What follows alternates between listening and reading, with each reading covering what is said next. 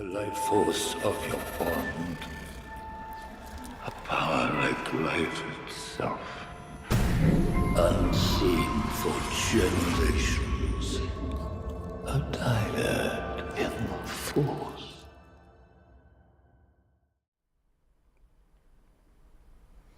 Whoa. Nothing is on the screen. Hold on, guys.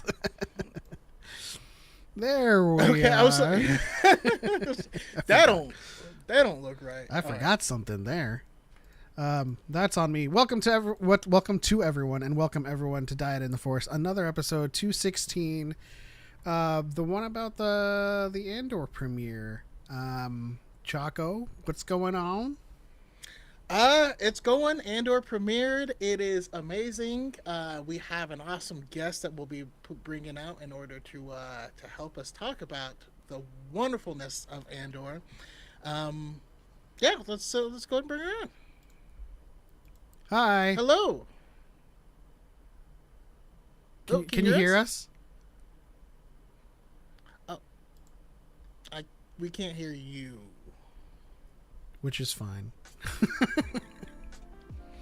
Rude.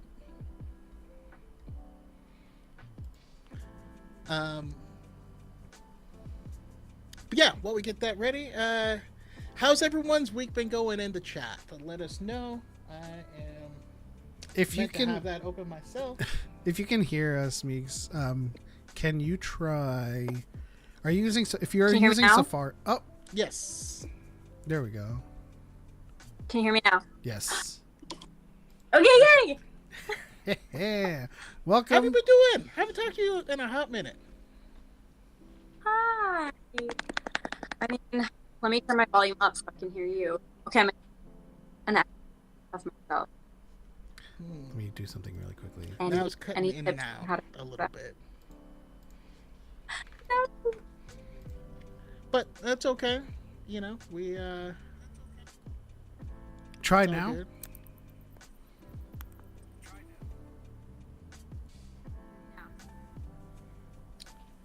Was I'm a spooky kitty. I'm assuming that was a 90s reference.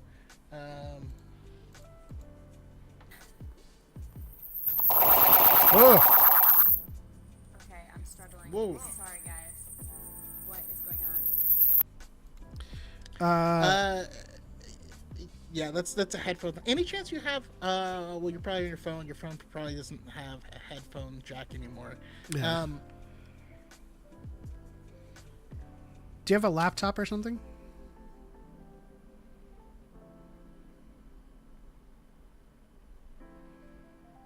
Shout out to the chat. It's being awesome right now.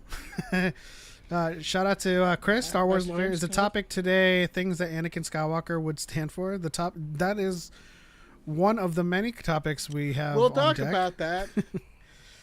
Shout out to John Con. Huston, Con Skywalker. We'll see you tomorrow for Revenge of the Sith. Nemo, Craig, Spooky Kitty. I think we shout out Spooky Kitty before. Let me see. Did we get things squared away? Hello, lads. Talon card has arrived. Appreciate that. No, not hearing Saba either. 17 in the house.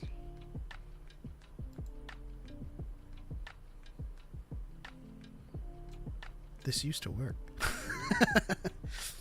Master James Kenobi says, seeing Revenge of the Sith with my son in a couple of hours. Right on. We'll be seeing it tomorrow. You guys going to come out for May 2nd for the Star Wars rave? When is that? May 2nd. I mean, no, I was looking at the day. Okay. I mean, we have DYAD on Fridays, Con.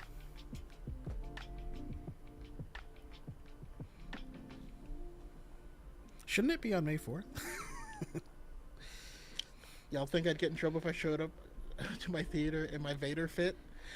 As long as you don't condone things.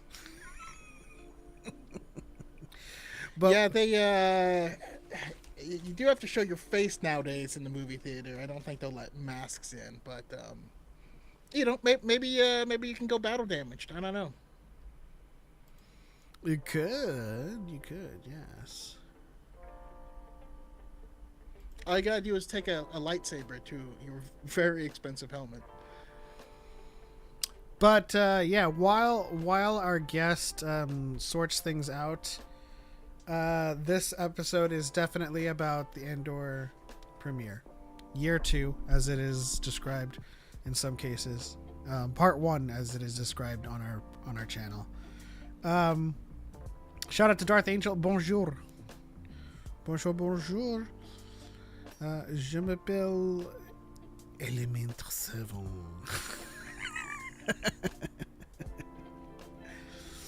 Omelette du fromage. Parlez français un petit peu. Just a wee bit, yes. What about the katana I got from Japan? Think that would give it battle damage? It would certainly give it battle damage, although I don't know how. How did you get the katana home? That was my next question. How you?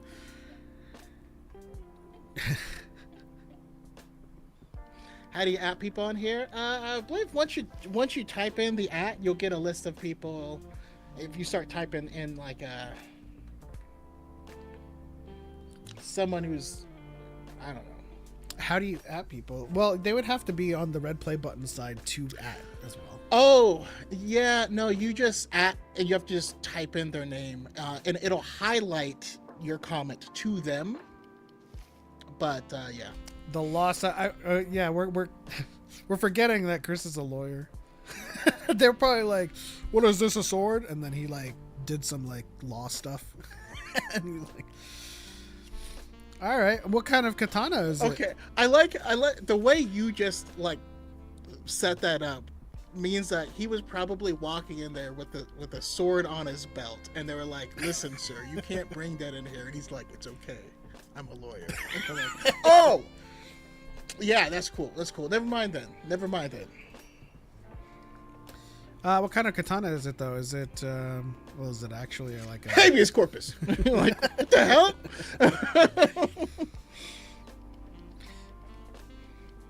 I should ask what kind of. I mean, what kind of sword is it? Is it an actual like 36-inch katana? Is it like a kodachi, wakizashi? Ujikatana. He'd bring in some of that AC Shadows knowledge and Ghost of Tsushima knowledge. Are those in there? I think Yasuke would. I mean, given his size and the proportion of the katana he uses, it would be either not a nodachi because that's No, it's yeah. 36-inch, but it's decorative, so it's essentially a sakabato. Okay. Well, not to get technical with the lawyer, but sakaba means reversed. Which I assume it's not reversed, but it's not battle ready. It's not sharpened. If you made a post about it, I'd love to check it out because I like katanas. I've got them here as well. Those are battle ready. But I didn't get them from out of country.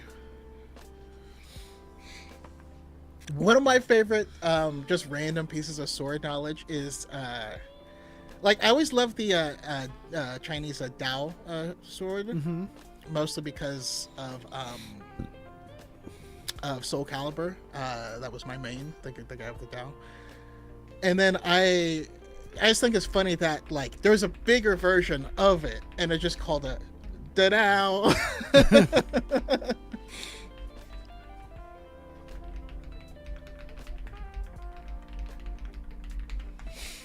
Apologies, folks. We're just trying to get things squared away with our guests because we haven't spoken to them in a while. We want to get things working. It's dull all around, but I just wanted to say I had a Sakawato because of Kenshin. I feel you.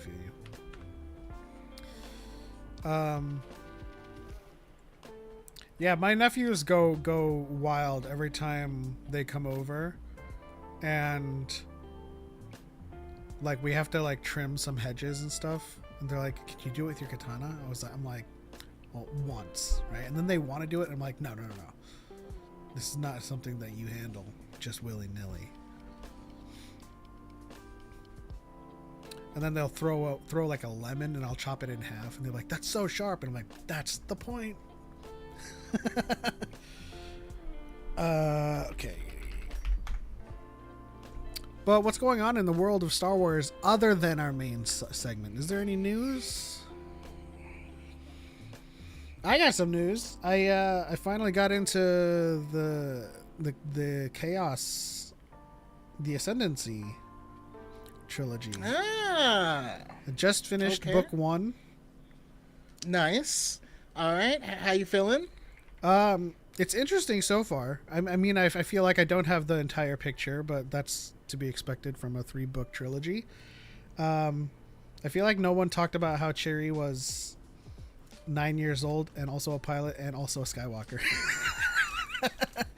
I suppose the difference is not all her life.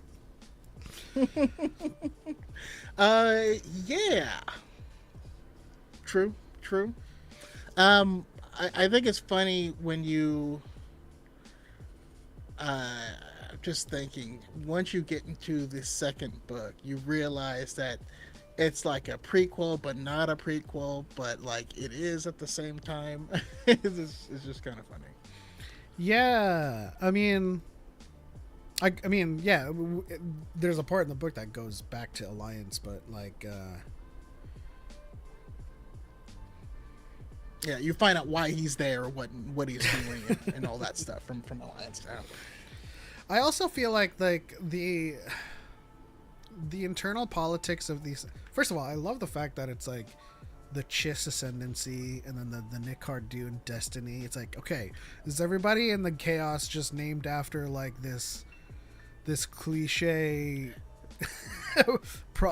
philosophical idea?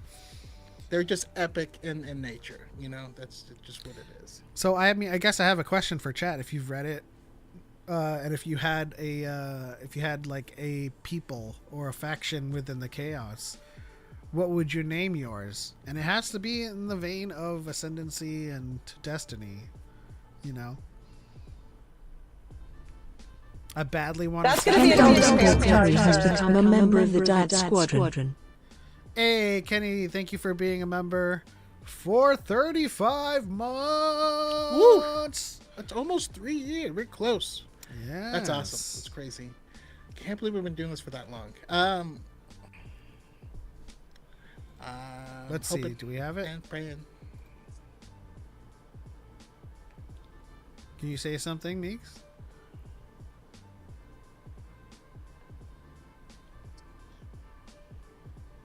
Say something. Hello. Yay! We hear you. I cannot hear you guys. Oh my gosh. What am I doing wrong? We hear you. You can't hear us? I can hear myself. Here's oh wait, I'm about to tell her something. She can't hear us. Okay, I just got a text. You guys can hear me? Yes. Why can't I hear you? Wait. Yes. Yes. My check. Say something. My check. No. Aha.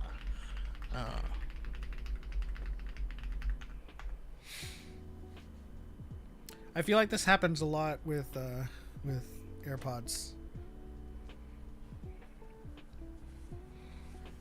Let's see here. I got some news about the new Vader book, a scavenger hunt, if you will. Right on. Kent is 1 month away from being a member for 3 years. Absolutely. It's crazy. It's crazy, really, how long we've been going. One could say you're putting the car in cares. Oh my gosh, Chris said I suppose it would be legality. Okay, so like, so your faction in the Chaos would be Nothing. Well, I'm trying to think of his because he said legality. So would it be like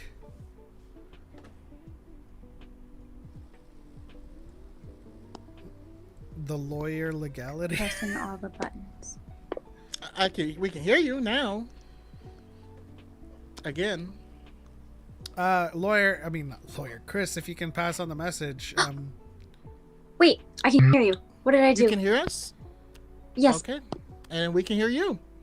Oh my god. Looks like we're in it. We'd like to introduce our guest finally. Just don't touch nothing. Yeah. Don't touch nothing. Don't My press hands the are buttons. over- No buttons will be pressed. Well, welcome to Dyad in the Forest once again, fangirl Meegs, or what we like to call her, Meegs.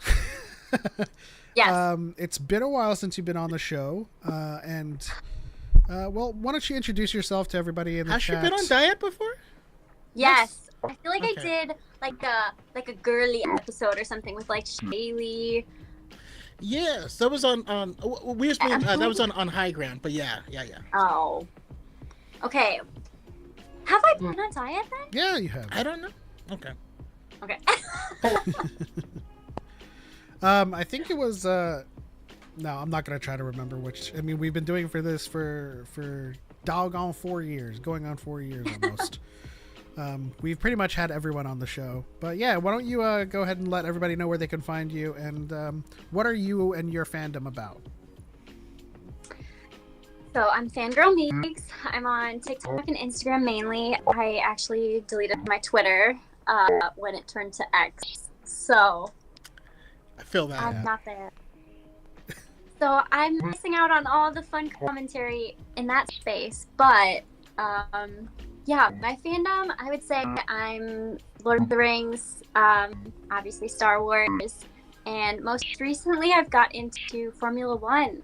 So that's not at all nerdy, like media. Well, it's kind of media, but yeah, that's me. I try to talk about, I don't know, positivity things, focus on, I don't know, the things that I love, and definitely a side of like feminism and what are the girlies doing in all the spaces. So yeah, that's Very me. nice. I'm trying to hold it together because I keep on hearing some demonic after sound every couple of seconds. It's just kind of like a deepened, manipulated version of what you just said, but like a half second of it.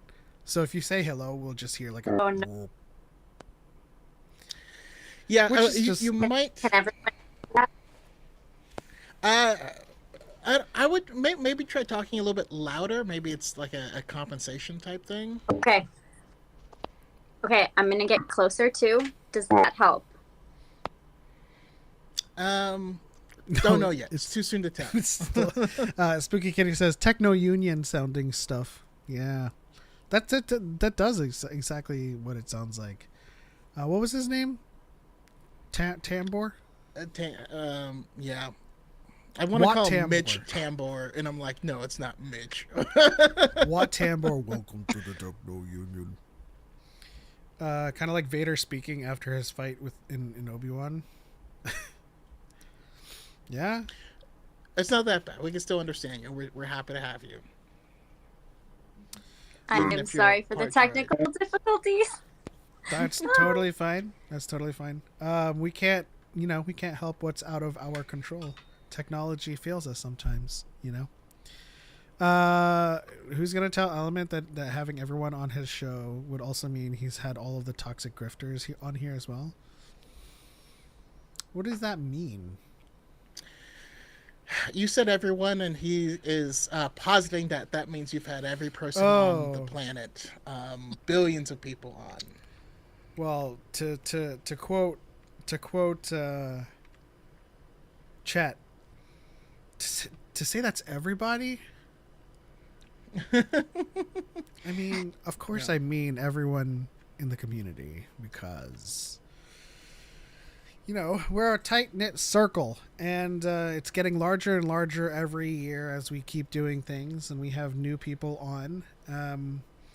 And next week, by suggestion of Fangirl Meeks and by virtue of her confirming, we're going to have Olivia Lupe Marie back on to discuss the next arc of Andor. Olivia's fantastic. She is. But let's talk about really quickly. I know we have a lot to talk about, obviously, because we have 3 episodes to cover. But in lieu of our main segment, I want to talk about specifically what's been going on in the X or in the Twitterverse or in general. And this was brought to my attention by Olivia herself and Age of Nostalgia. Shout out to those moots for calling it out. But there's a weird conversation around I say in Andor and whether or not the Empire and Vader would condone such behavior. Well, I mean, before jumping straight into that, we do want to address, and by the way, this is Andor spoilers. There's a scene, depicting an attack.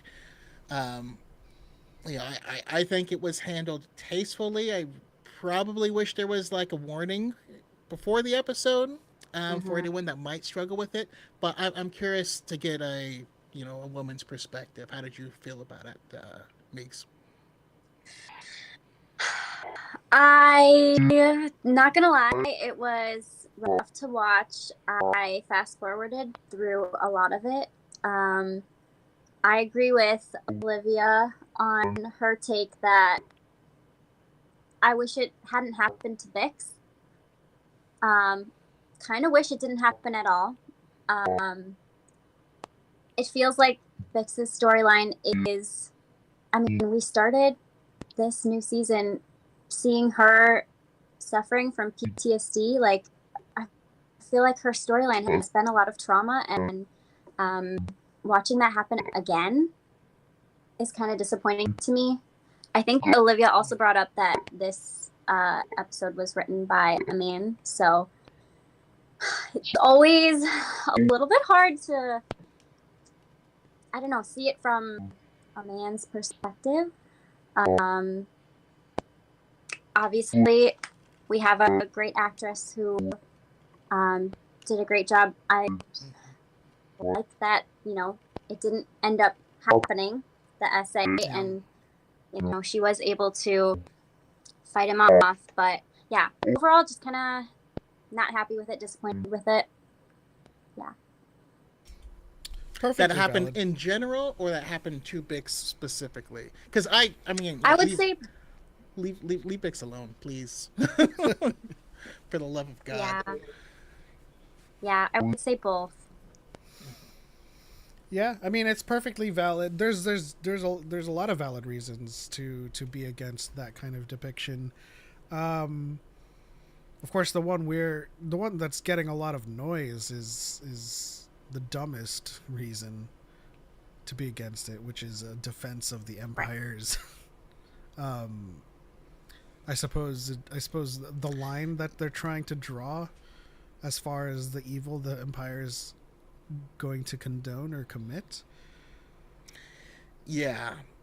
And so that's, our favorite online naked mole rat, Star Wars Theory, saying that it didn't belong in Star Wars, which, by the way, is a fine take. It's a perfectly fine take. But the reasoning was Vader wouldn't condone that, and the Empire wouldn't let that happen. And it's a really weird take because it really feels like a not all men.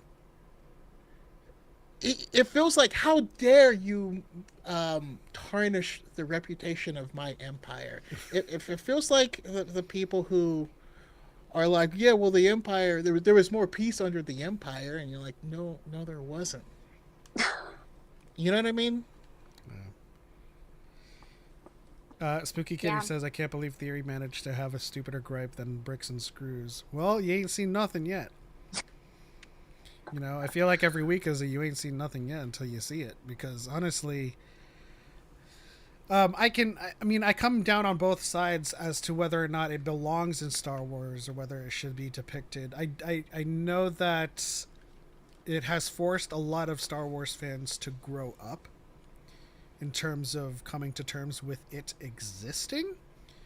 But it would be, I would be remiss if I were to look at slavery, genocide, human trafficking, and assume that that stuff doesn't happen in Star Wars. Andor is a very mature show, and I do agree that it was shocking and gave me pause to see it happen in the show. But at the same time, it's not like I'm sitting here thinking it doesn't happen, right? I think the immature thing would be to say that that stuff doesn't happen, because obviously the Empire is capable of all of the above, you know? Yeah, not just capable, but willing to. I mean, listen, the Empire is out there committing genocide. We watched the Obi-Wan show, and we saw Vader break people's necks and drag them through the streets. We know what Anakin did to the Tuskens when he was younger, but in the Vader 2017 series, he goes back and just makes a lap and just terrorizes them just for the hell of it. Of course, he doesn't care about. I mean, he's a dude who's lost his humanity, and I feel like we need to, when it comes to like Nazis and fascists, we have to stop putting in nuance. You know what I mean? We gotta stop, make Nazis bad again, right? 'Cause we all know, we all know that. But like, there's so many.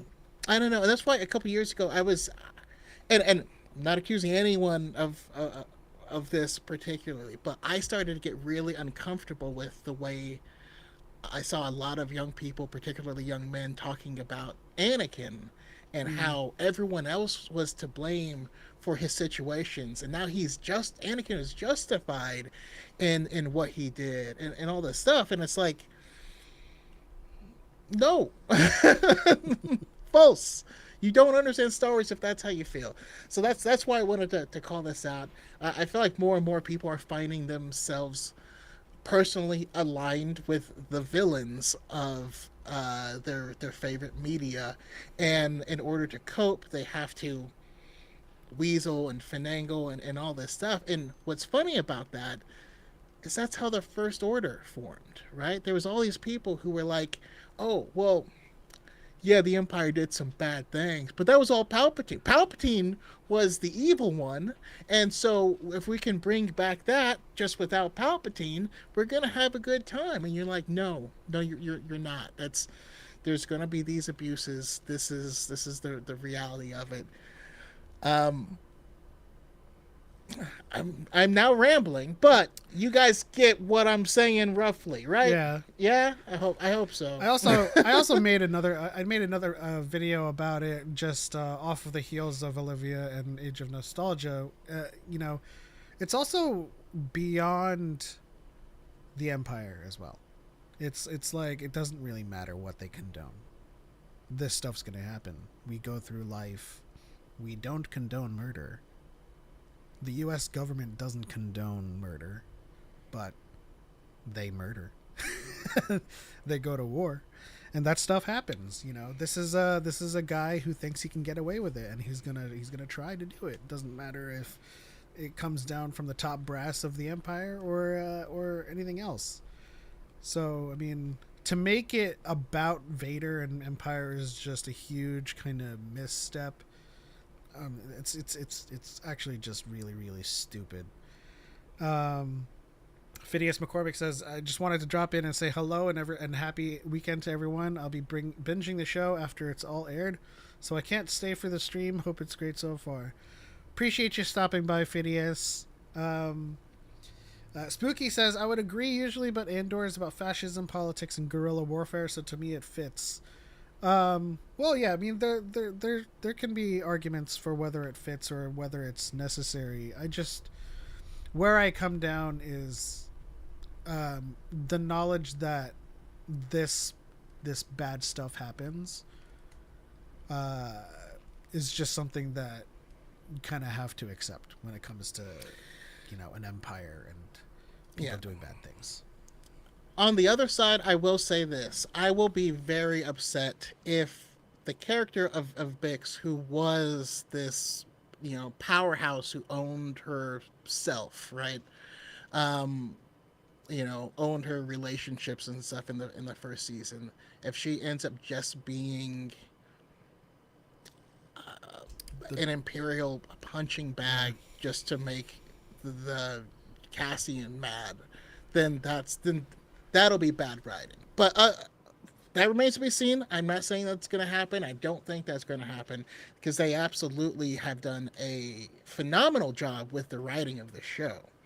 But that's what I don't want to happen. And I wanted to get your take on this, Meeks, too.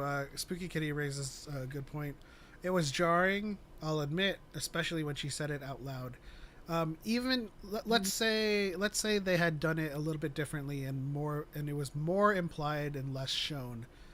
Do you think having said it out loud, was that necessary, or was that too much for Star Wars? If not at all. That's a good question. I mean, part of it is nice, like, to give things a name, like, to call something out and name it is powerful. And, then people can't be like, well, maybe this or that. Yeah. And kind of discount survivors or anything like that, So I feel like, in my opinion, as of this moment, naming it, if they're gonna show it, I feel like does have some power. Yeah, I agree. That was one of the moments. I think if you watch our full reaction on this channel, as soon as it happened, I was like, that's a dark word for Star Wars to throw out.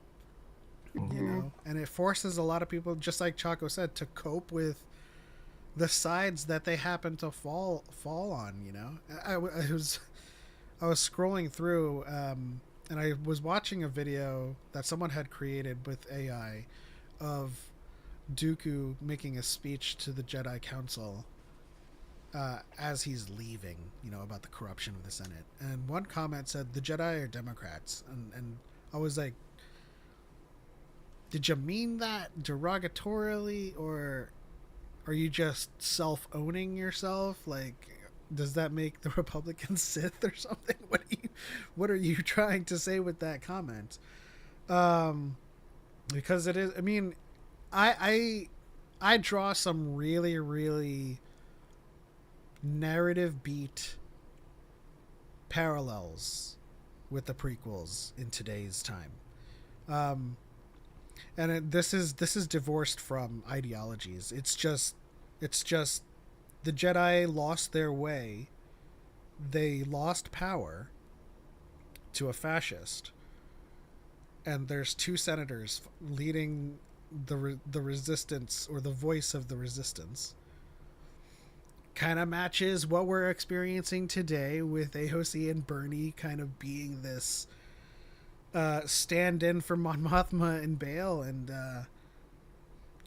obviously ideologically there's a lot of disparity, but narratively speaking there's a lot of parallels to the prequels, and it disturbs me to some degree as to how close we can come. I don't know, what do you guys think? Yeah, I mean, I can definitely see that as a parallel. It's funny. I feel like it's hard to talk about it without just diving into the episodes. Well, what you mean? We will have to. You want to do it right now? I mean, I can make it official. We've been kind of like just, brushing the edges. Let's do it. There's no more news. Okay, Chet's being an idiot. Okay. All right. So, the first 3 episodes of Andor. We brushed on some of the more tougher subjects. But how did we feel about the episodes overall?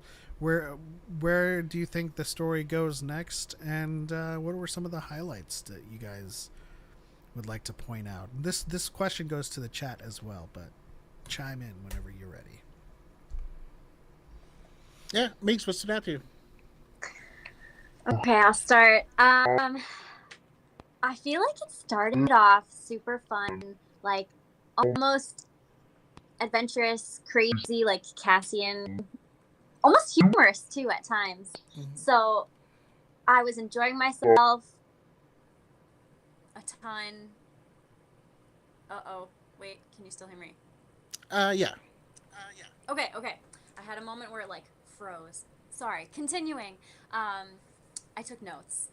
You're getting a view of me as a college kid because I wanted to come in prepared.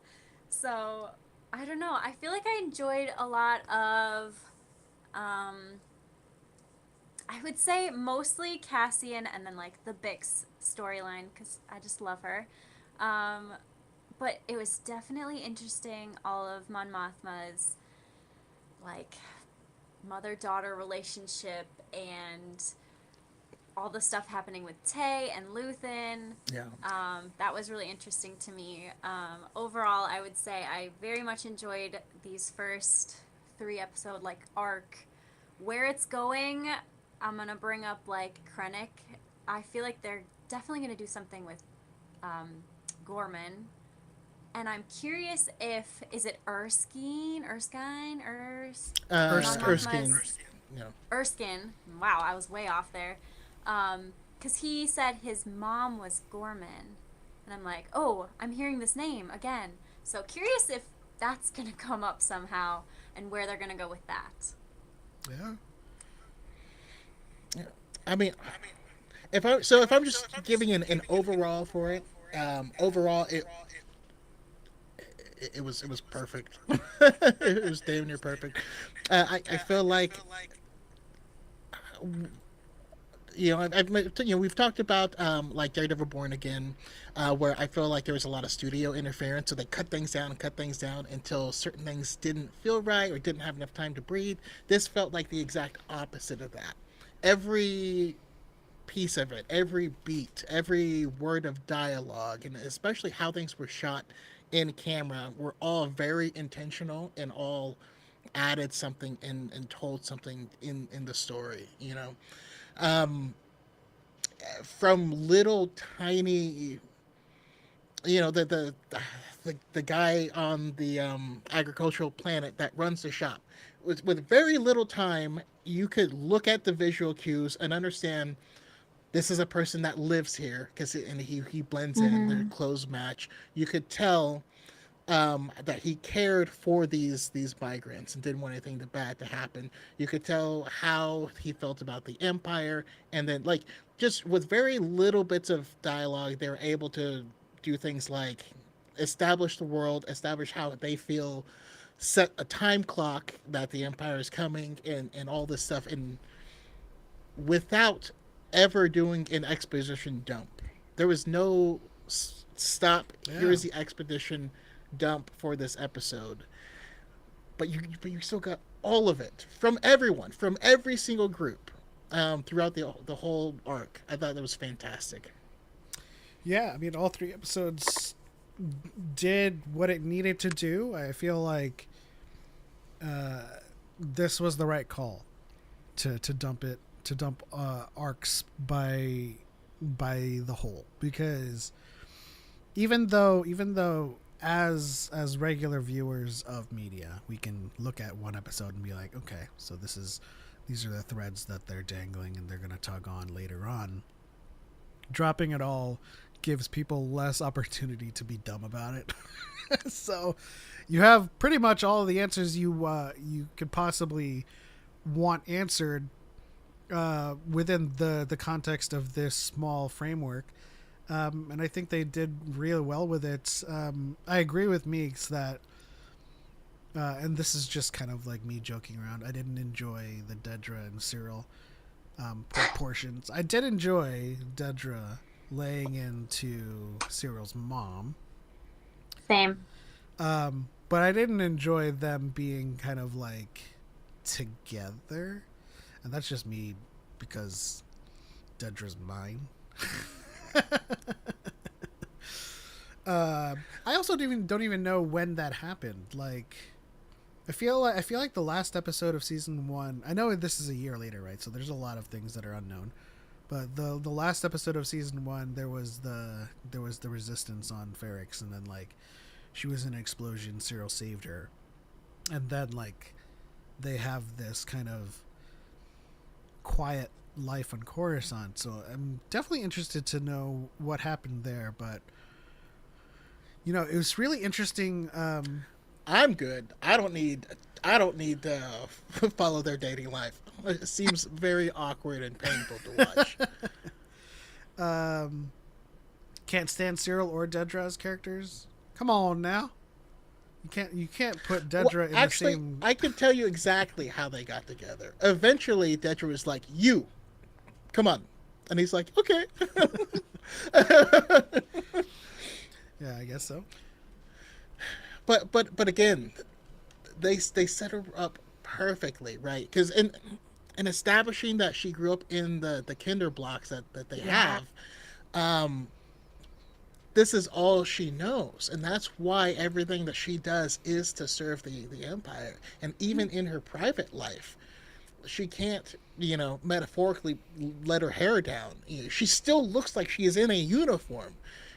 She's picking out what clothes, and she's like white or black, or white or black. Like the architecture in their apartment is so severe and so I like that term for the cold that it looks like a business. And so she is in control of everything, and that's why on Ferrix was so traumatic, because she didn't have any control over what that situation was.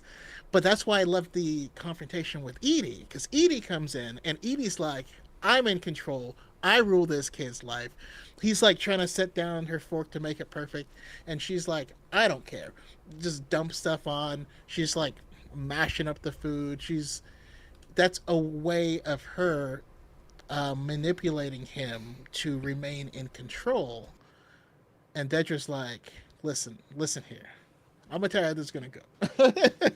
And lays down the law. And it's interesting because Cyril has that special box, and I'm betting that what is inside the special box is a Jedi toy. Interesting. Oh. The way he retreats into himself on his bed makes me agree. Same. When I saw that, I was like, really? Like, he's so uppity whenever he is like trying to stand on business, but when it comes to his mom and not being like enough, he's like a child again. And Spooky Kitty brings up the line from Dedra where she'll mete out a proportional amount of trauma that she's done to him. This is why I love her so much. But, I want her to switch. Small chance that happens, but we gotta have hope. We can't let doubt brush up against the fringes of hope. I'm telling you, he's gonna find out what her assignment is with the Gormans, because essentially with what she's suggesting, quote unquote, she's suggesting, and if she leads it, she is going to become the axis for the Gorman people, right? She's going to become an accelerant to motivate, to give the Empire the ability to crack down, to give them their right to do whatever they want to the people and to the planet. I think that is going to be the ultimate nail in the coffin between the two of them, because I truly believe that Zero has a boner for justice, for what he thinks is right and correct, and he thinks that's the Empire, with all of its strictness. And they're just happy to be heading in the same direction. She's doing everything she can for the Empire. He's doing it because he thinks it's right. But when he sees them doing something that is objectively wrong, I'm curious where he's going to fall. And I honestly believe it's a Jedi toy. We saw he had little figurines and stuff in the past. And if there was a Jedi one, that would probably be illegal under the Empire. Do you think, and this question is for Meeks too, do you think he hides it because it's illegal, or he hides it because he's ashamed of them? Because he believes the propaganda against them. No, I think it's because it's illegal. I think it's because his mom would frown on it. But I think that that's why he wanted to go into law enforcement. He thought that's how he could be a hero. You know, I think that's what he actually wants. And that's from his childhood, you know what I mean? And that's why he also reverts back to a child when she like berates him. You know, his dad went off to do adventures and stuff. I think it's kind of an inverse Luke Skywalker situation where, you know, because his dad went off to be adventurous, his mom got all, you know,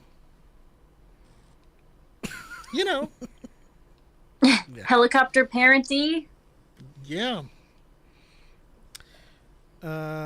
Very glad that Dedrick can check an old lady, but I loved seeing her getting checked on Ferrix when she realized she's not about that life like she thought she was. Also, shout out to Super Ruiz. Good to see you. Good to see you again. Yeah. Always good to see you. I think We gotta get you on here as well. I think both those characters are super dead by the end of the season. Nuh-uh. Nuh-uh. You didn't say the magic word. Don't you dare put that on our people. I think. I hope Cyril's tie dies. I want to shoot that tie in the tie. It sucks. I hate it. Yeah, the Empire wouldn't condone that. Their uniforms don't have them, right? So, like. Anyways, this brings us to our a natural segment or segue to our sharing of this week's Project Fulcrum newsletter. Now, if you guys are interested in getting this newsletter, you can get it at bit.ly/Project Fulcrum. It's a project by Get Free, where they're trying to teach people how to get in front of fascism and fight against it. And this was an interesting part of all 3 episodes. The newsletter basically touches on the exploitation of land and labor as a fascist tool. And we see a lot of that happening. We see it at the front lines with Krennic and you know, their plans to take over the Kelkite mines with Gorman, and then we see it with the exploitation of Mina Rao and the audit that leads to the horrific thing that happens. And we also saw it last season with them restricting the pilgrimage to the Eye. yeah. You know, So let me read some of this newsletter really quickly. In a sequestered conference room, after season 2's first few episodes show, Andor season 2's first few episodes show up close how the Empire extracts resources, killing and enslaving people for profit along the way. The Galactic Empire's existence, just like real imperial powers, hinges on literally stealing natural resources and labor from people deemed less than. In a sequestered conference room that Star Wars visually references Hitler's Berghof retreat, Director Krennic presented the Empire's plan to strip mine the planet Gorman in order to obtain material for the Death Star. A key moment is the revelation that Imperial propagandists have been creating and spreading lies about the people of Gorman in order to ultimately justify their mass exploitation and repression. This storyline mimics an old playbook used time and again by the white supremacist faction in the U.S. from dehumanizing native people so wealthy corporations could hoard land and resources, to demonizing black people to justify enslavement and Jim Crow, to spreading fears and hatred against people from other faiths or countries to justify invasions and forced removals. The wealthy, white few know that shaping and controlling what the public considers to be common sense is key to holding on to power. Woo, that's powerful. And it goes back to all roads lead to Namek. Nemec's manifesto. You know, the pace of oppression outstrips our ability to understand it. It's easier to hide behind 40 atrocities than a single incident. I mean, I was specifically thinking of the line where he says that the imperial need for control is absolute because it's so unnatural. But that's what it is it's control. And I think we get to see a lot of this throughout, this first arc. And one of the interesting ways it takes shape, I think, is the other rebel faction that Cassian runs into.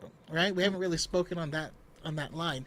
Now they're not being directly they're not directly being controlled by the Empire or anything like that, but the way they are fighting with each other, the way they don't have any leadership, the way they don't have any direction is both hilarious and heartbreaking.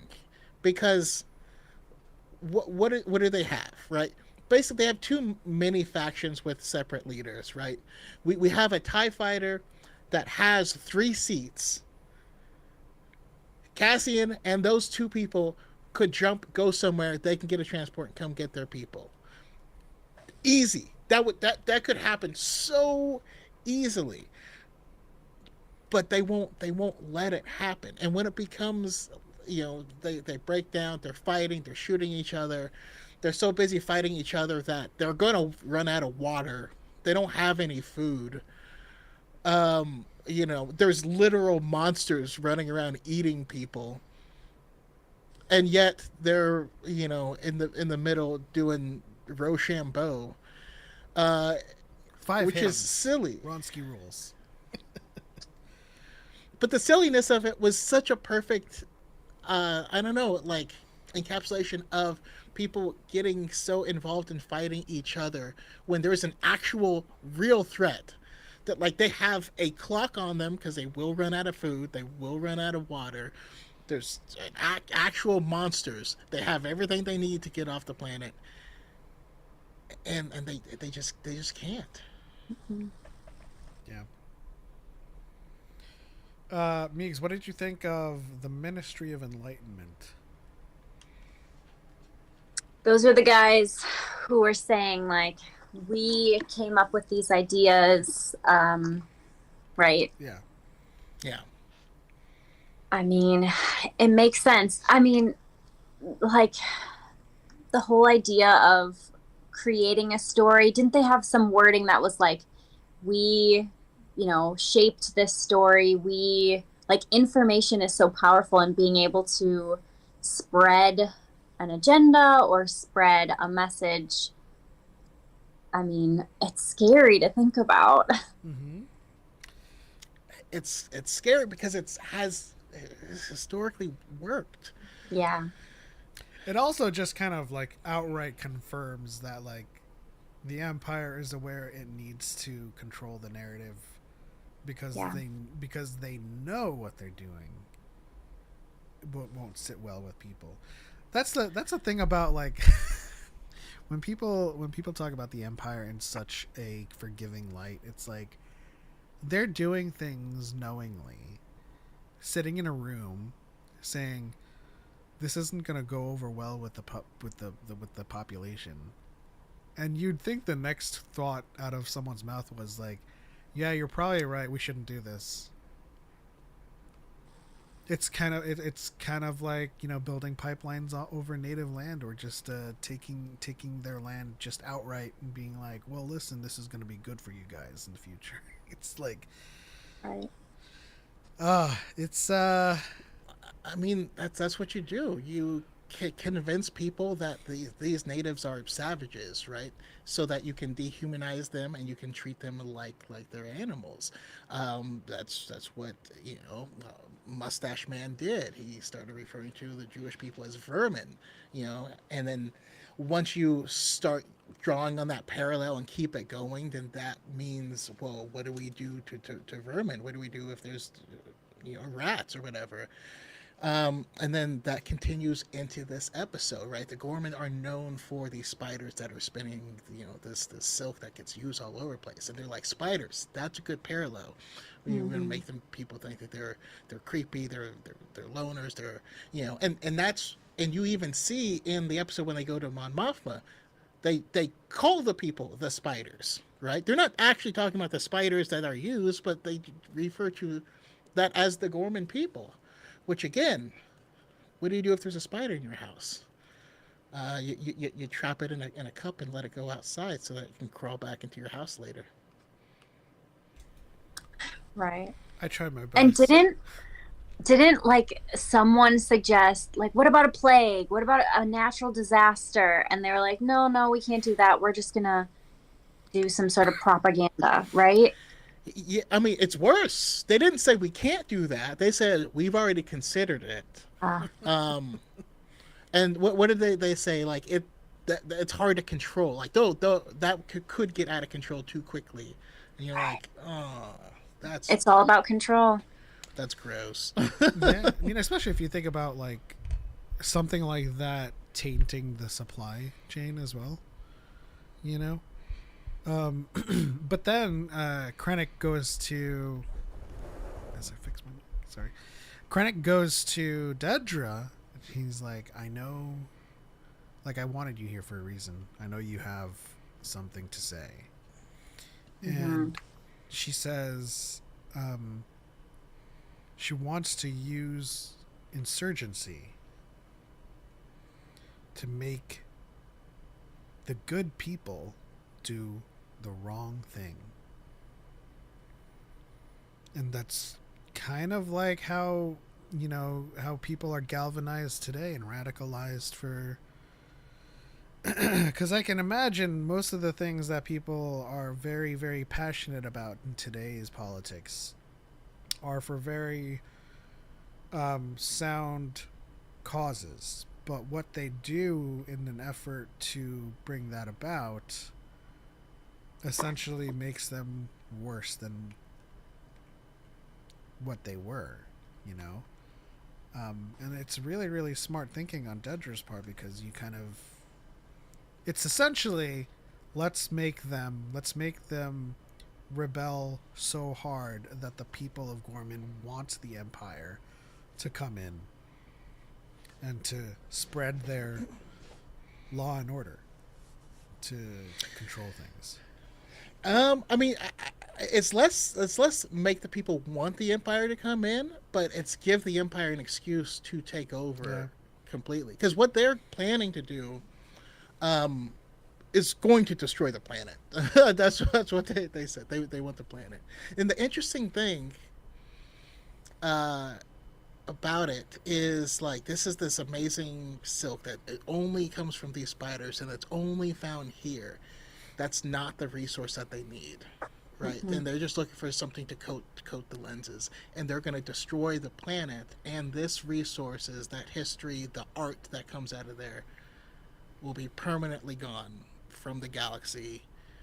But they'll get their lens coating, so that's good. Yeah. It reminds me of the Ahsoka book. Have you read the Ahsoka book, Meeks? I'm pretty sure I did, but it might have been 5 years ago. I can't remember what you're relating, so essentially, give me a refresh. Yeah, essentially they come to Raeda, right, to take over the agriculture there, to, supplement their rations or their nutrient tubes or whatever. In order to do that, they need to significantly transform the landscape. And It's the same thing that's going to happen on Raeda. By transforming the landscape to make the things that they need, it's going to destroy its ability to ever grow crops again. It's basically just going to destroy the planet and its main export. And a similar thing happens where they try to make an enemy out of Ahsoka, you know, and try to turn the populace against the one person that's helping them. And that's kind of like the parallel I'm drawing here. Like, they're gonna destroy the planet, but they're gonna try to blame it on somebody else because, you know, they're not supposed to be here or something like that. So I suppose the spurring of insurgency is the same kind of notion here, where they're to destroy the planet, but it's probably because these rebels were, you know, shaking things up. Which again makes perfect sense, because this is what was happening in the book. What's it called? By James Luceno. The book about Jin's dad.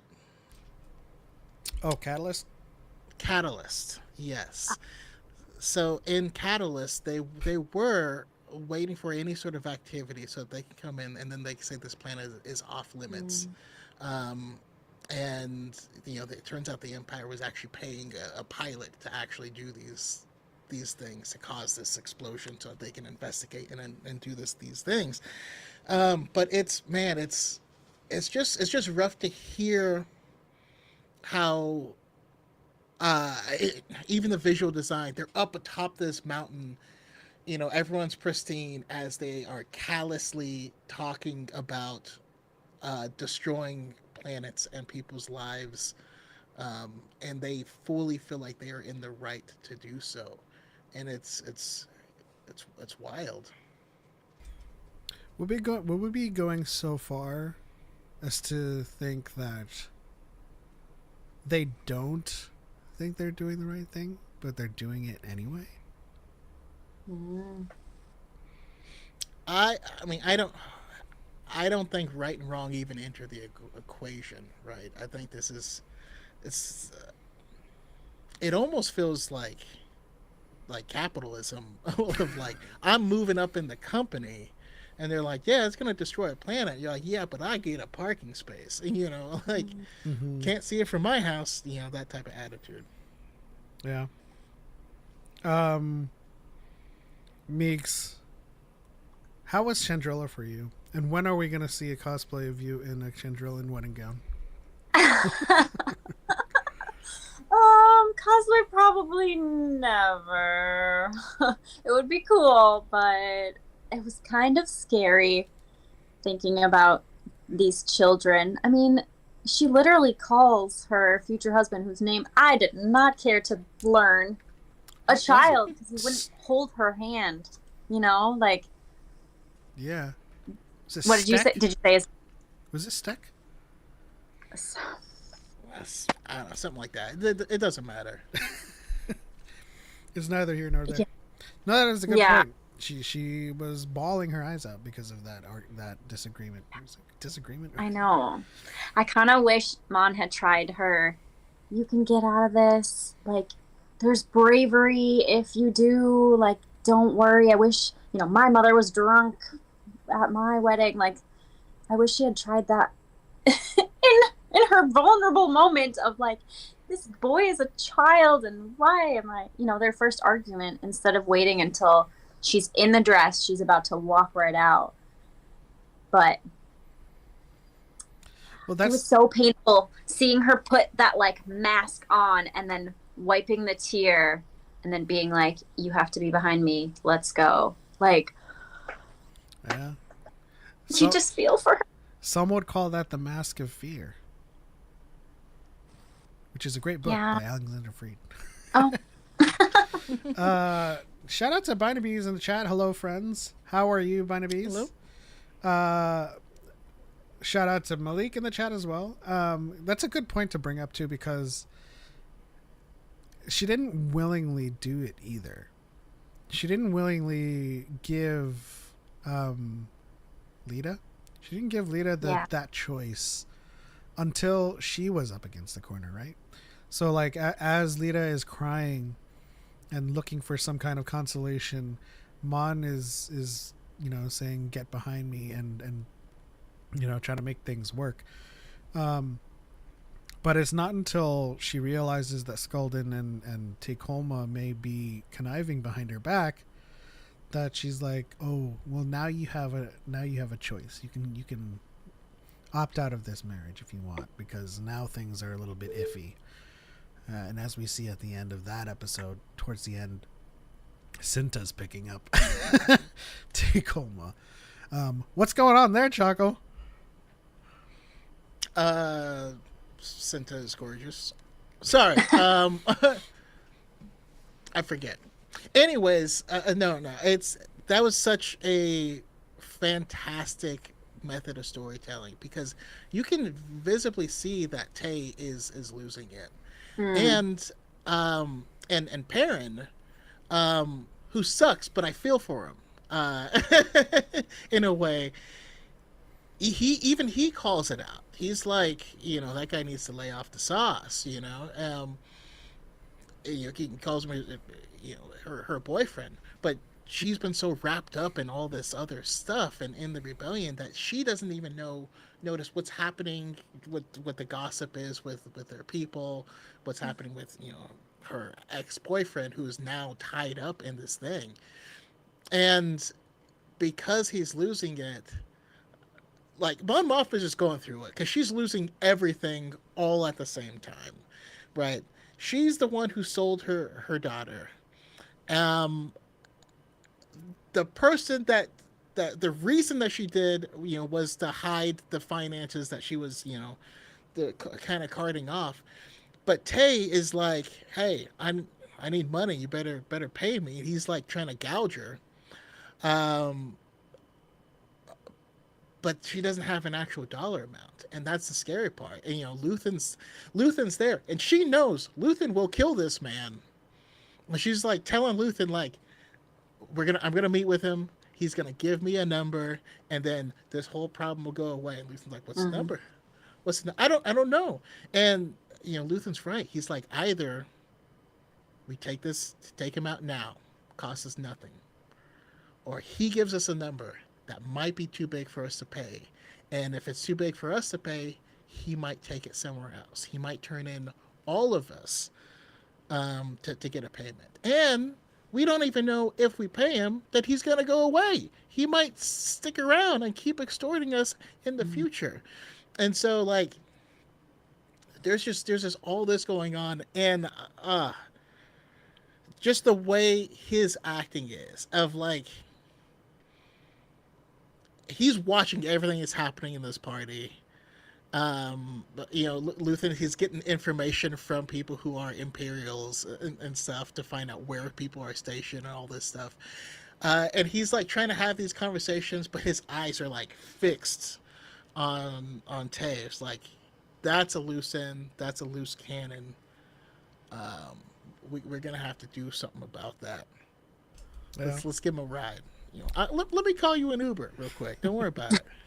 Shout out to Babel. Hi, I came over to YouTube where all the other people are. I honestly think Lita wanted the marriage in a strange way. She did. But I honestly think that is an intentional nod. And I didn't. When did the first season come out? I didn't know how well they predicted this, but there's 2022. I feel like the way she and her friends were talking about it, and they went to go look at her dress, it felt like, "Hey, everybody, I'm gonna be a trad wife. Look at this thing." And Chase, Forward Into the Black, pointed out that, like, when they look at the dress, the veil almost looks like a cage around it, which is a cool little note. What do you think, Mix? I mean, it was interesting watching. It felt like the metaphor of like a duck, where Mon Mothma's legs are just under the surface. She's freaking out. She's shocked, Tay comes up to her and she's like, "Oh, you want money from me?" Luthen's like, "We gotta cut this off right now." Her daughter's like, "Shut up. I wish you were not doing what you're doing right now. I'm doing this." And like on the outside, she's like, "Thank you all for being here. Look at our beautiful house, this beautiful wedding." And on the inside, she's just like having a breakdown, which it was kind of interesting to see at the very end there when she just kept throwing her drinks back and then letting loose on the dance floor. Like the chaos of that felt like a good representation of how she must have been feeling the whole time. Yeah, I mean, I definitely saw it. She too. got straight up white girl wasted. It was great. She did. The first time she kind of like confronts Tay, she's like, "I should have known. You should have said something." She's like, "I should have probably." When she walks away all hurried and with haste, as I was watching, I was like, "Dang, she is in a hurry to just get the hell out of there." Yeah. And it's certainly representative of kind of under the water, the what do they call it? Oh, the feet, whatever. The feet of the duck. Just going and on above. Like, Yeah. Strolling on around on those. What's that word again? Khan says, "Tay already dead, bro. He's in the back seat with a hitter." I mean, yeah, that's what you're saying. Yeah, I want to talk about Perrin though really quick, just because we do find out more about him in the book Mask of Fear, but like I really love anything that just plays around with perspective, and like he sucks, right? We know he sucks because we are all Team Mon Mothma, right? We're seeing this from her perspective, but now imagine his perspective. He loves his daughter a lot, and they are very close.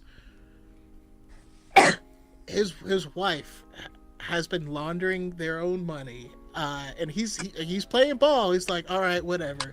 His wife basically sold off the daughter, and he's like, this, all right. And then he's just, he's the epitome of sad, going through the motions, because he gives that speech, and it's a really good speech that I don't know. It was really sad to me. Yeah, I absolutely loved the speech, and I knew it was coming from a place of authenticity. It was all of his grief and all of his insecurities coming up to the surface. Oh, and he thinks his wife is cheating on him. Yeah. I can't really remember word for word, but when he says that you don't have to go searching for the galaxy to throw like sadness at you, right? But it's the joy, it's the happiness, it's all of these things that are hidden that you have to search for. And it's like a callback to what George said about the dark side. The dark side is pleasure. It is something that you get jolts of and shots of, and you have to keep on upping the ante to, satisfy that craving for pleasure. Where the light side is like being selfless and getting that joy. It's very, very hard earned, but it's longer lasting. And I think Perrin was speaking from his chest when he was giving that speech. I thought Andor is like a treasure trove for great speeches. Did we lose you? Okay. No, she swiped to look at a message. You still with us, son? Can you hear us? Okay. Sorry. All good. No worries. What else happened? We didn't talk about the very first thing that happened over at Sinar Systems. Yes. Which was also another thing that kind of brings us back to Namek in some way, shape, or form. What did you think of that scene, Neegs, and did any of that scene remind you of Namek at all? I hate to lead the question. Okay, wait. Repeat the very beginning. I'm sorry. I'm getting a ton of text messages in. I'm gonna put my phone on Do Not Disturb. Sorry. Repeat one more time. It's tough being popular. I get it. Oh, Babel is by the bees. Gotcha. I'm in a bachelorette group chat, so that it's not me being popular. It's the bride. That's probably still also you being popular. So we were talking about the Sinar Systems scene. I guess I don't really want to prime or lead the question anyway, but what did you think of that scene and what Andor was telling Nia in the beginning? Okay, I wrote down almost word for word what he said because I was like, well, okay, first, I really liked the kind of aesthetic. It just felt sterile and uncomfortable and unlivable, and bright fluorescent lights and the whites and the grays and maybe a pop of color red fluorescent lights, things like that. It just, I don't know, it was just so a great start to the episode. I think the girl's name was Nia, right? Yeah. You could see the nerves and her voice shaking and her hands. And I mean, I think she said right out to Cassian, I'm nervous. And I mean, he was very sincere and everything that he said, he said, being with you, in this moment when you step into the circle, you made the decision long ago, the Empire can't win, things like that. Also the thing where he said you're coming home to yourself. This man can give a speech. Bars, yeah. Yeah. Yeah, I loved it. Was I think really fun opening. Watching him, the music was building, he's pressing all the buttons, and then he just crashes right into the wall behind him. And getting out of there, blowing a hole in the wall and then taking off. It was a very fun start to the episode, and had some fun moments and had a great speech. So yeah, loved it. He did a lot better than me and Pep did on Smuggler's Run. That's for damn sure. Oh, it did remind me of that a little bit too, of the view outside of the cockpit going through on his chase. Yeah, he was literally running into walls, which is exactly what we were doing, consistently, all throughout the ride. But I also found it interesting, the words he was speaking, because it didn't sound like Andor in season 1, right? It sounded like Andor towards the end because he was being influenced by so many. He was being influenced by Namek, by Vel, by Luthen. His kind of philosophical worldview was being challenged day in and day out during season 1 towards the end, and in season 2 we open with him being basically Namek again, giving a speech to this person who's deathly afraid of what they're about to do. And I thought it was an interesting take to display him like that on the opening. And I'm wondering if that, because during the reaction I was like, that sounds like something Namek would say. Do you think that these are words that he truly and wholeheartedly believes, or do you think that he is reciting something that might have been something that Namek wrote and he was trying to get the job done? Because when he lands with the Maya Pei Brigade, he's not very eloquent with them. He's back to being Andor. He's like, what are you guys doing? He's he's very rough with them. What do you guys think? I mean, the way I see it, there's kind of two things going on at the same time. One, I do believe he believes it, right? Season 1, this is just stuff that he did to survive, to get things to sell and whatnot. But it hadn't it didn't hit home with him because it didn't affect him until it did, until it took everyone that he cared about, including his mom. you know, um, and so yeah, I do. He fully believed it, but also I think he knows that he has to handle people. He was this girl's handler, and she was getting cold feet, and he needed her to complete the mission. You know, so Yeah. I don't want to act like he was manipulating her, but I think he knew what he needed to say when he needed to say it. You know, similar to how he did with Kino Loy, where he's like, I can't be the leader of these people. They all look up to him, and I need him to lead these people. That's how we're getting out of here. So yeah, I think yeah, there's kind of both of it going on. Um, but I loved some of the things he said. Again, like you said, that you're coming home to yourself. It just reminded me of the quote from Lost Stars, where they say it's what was it was Tendi, and uh, the question was, can good people serve the empire? And she says, I think good people can start serving the empire, but the longer you're there, the more you compromise, the more you push, until you cross the line. This is not an exact quote, but basically, like, they will make you cross a line where you either are no longer you're no longer yourself, and then you're no longer a good person, right? You're not a good person if you stay. And I think she knows that. She's serving, the empire. She's serving this war machine, and she knows she's being pushed towards that line, towards that point of no return, and this is her chance to return home to herself. I think that's kind of beautiful. I agree.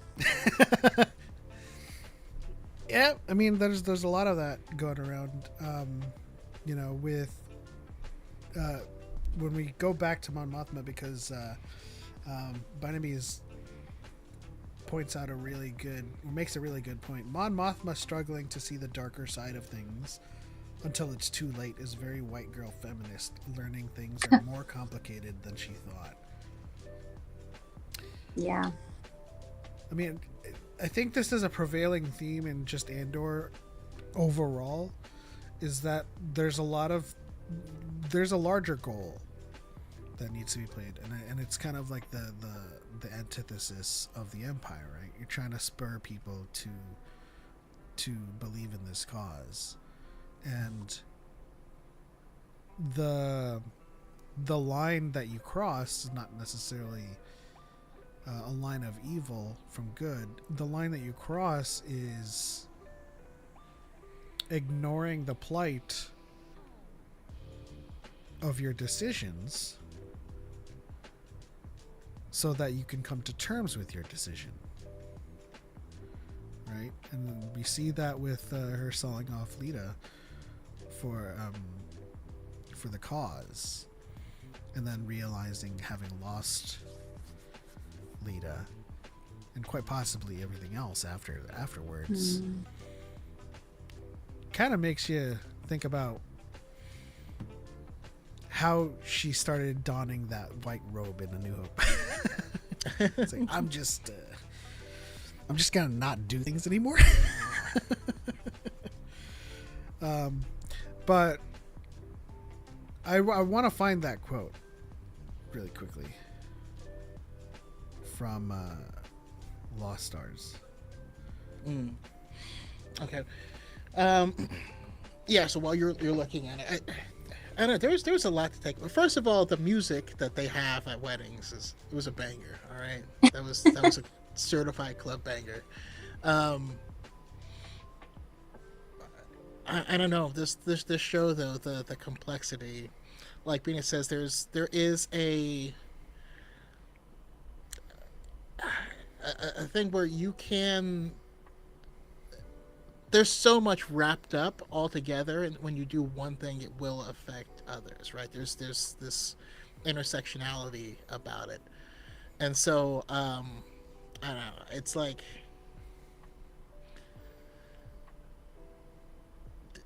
Tay, for instance, thinks that all he's doing is devoting some funds, right? But again, it's coming back to bite him and ruining his life. And he says that, openly. He's at a party. They didn't even go into private, and he's like, the rebellion, is basically what is bankrupting me. And it's all connected, and I like how this is really showing the different sides of that and what that truly means. Because Mon Mothma truly has no reprieve, right? Mon Mothma as a person exists only in her head. You like when the wedding is started, and she's walking around and she puts on her smile and she's talking to people and she jokes, and then as soon as that person's gone, her face goes back to ice, and then it comes alive for this person, and then it goes back to ice, and then I know it's just tragic. All right, I do have it. Thane's talking to Kendi, and he says, "Listen, Candy. you and I were in the Imperial Starfleet too, remember? Good people can wind up in the service of evil." And Kendi says, "Good people can start to serve the Empire, but if they stay, they stop being good. You do one thing you thought you'd never do. Follow one order that makes you feel sick inside, and you tell yourself it's the only time. This is an exception. This isn't the way it's always going to be. But you keep going. You make one more compromise, and then another, and by the time you realize what the Empire really is, you're almost too far down that road to turn back. I managed to do it, but if the others hadn't felt the same way, if I'd had to leave on my own instead of getting away with a group, I might have stayed, and I don't like the person I would have to become." And that's the gist of it. You know, when I would accept that. That's much. when she gets to come home from herself to herself. Yeah, I would accept that much. When it comes to people trying to defend the Empire in the vein of like, there are good people in the Empire, but the Empire itself is just a larger machine. It's like, I get that. Yeah, some people might have even found themselves in the Empire, right? As soon as, like, I'm not making any kind of defense of Yularen in any way, but as soon as the Republic became the Empire, some people were just part of it because they were part of the Republic that made the transition. So yeah, you could start, but then like you do one thing after the other, and you start to tell yourself lies about whether you're doing good or bad. You forget yourself, and that's why that quote does a lot of heavy lifting in that episode. Malik says, "I hate Cyril Karn so much. The dinner scene makes me beg for death." Yeah, that dinner scene is like on par with The Office when Michael Scott has when Michael is dating his boss, and they have the people from The Office over, and they're like fighting in the middle of all of it. It's literally the most awkward thing you've ever seen. It has the same vibes. Malik says the wedding. Malik knows. Wedding was my favorite part. That many complex characters bumping against each other. Each conversation had me on edge. Yeah, especially when like they're all like unknowingly working together too, right? Because Takoma, was it Takoma or Skolden? Skolden comes in with Luthen. Because he has a Chandrillan Merle or whatever it's called, Shandy Merle, which is basically as a lore person, I kind of want to know more about the gods of Chandrilla. Very much so. But then he's like, but then Luthen is on Mon's side, and Skolden is conniving as well, and so everyone has their own agendas, their own ploys. They all have ulterior motives, and they're all in the same room, trying to make nice and kind of, it's like a correspondence dinner at the White House. But the end where it's dancing, and they keep jumping back between all of these different areas with all these different people and all the strife that's happening behind the scenes. It was just fantastic. That Shout out to Naza who says, "Hey, I love you both so much, and I can't explain the difference you made to my life. I appreciate it, you, Oh, Naza. thank you. I would like to amend that sentence to say, I love you 3, or I love you all. I love you 3,000. But I appreciate you, Naza, and thanks for stopping by. Barnaby says, I do think Cassian believes what he says. It is easier to be inspiring towards people who are eager to learn, coming from experience as an educator and organizer. Right on. Hey, we love education. We do. I wonder what Choco would view as the equivalent of parkour from The Office in the galaxy far, far away.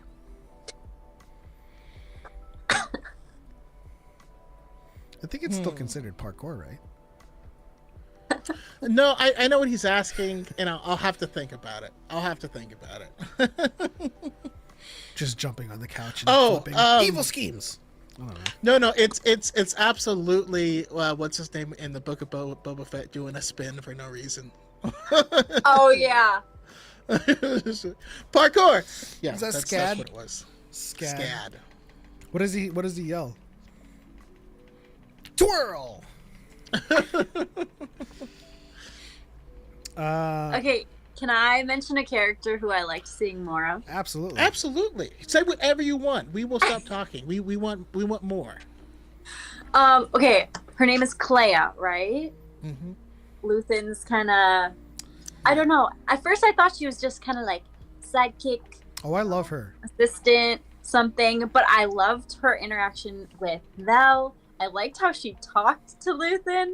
Like that one point where he came outside and was like, any word from Cassian or like any word from anything. I forgot, like Porco or whoever, his drop person was supposed to be. And she was like, I've been here all day. You can go. The ship's right there. I'm going to go get a drink. Good luck. I was like, she is so great. Yeah. We don't see that many people talk to him that way, I feel like she is his balance, because I equally enjoyed the way she was giving him snark, because like he is in this what I call a correspondence dinner with his enemies and allies at his chest and at his back, and all he's doing is kind of treating her like a tool. It's like, just update me. Do you have anything? And then the way she responds to him is just glorious, because she I feel like she's more important than we may view her now. Oh, I'm gonna call her right now that she's the boss. And they just hold these specific rules for appearance sakes. Yeah. That's what I'm gonna call. But yeah, she's great. I also love when she walks up to Val, and she was like they had to figure out, have we met in public before? And I think that's just a hilarious thing to like have to keep straight in your head, because we met at the shop. Okay.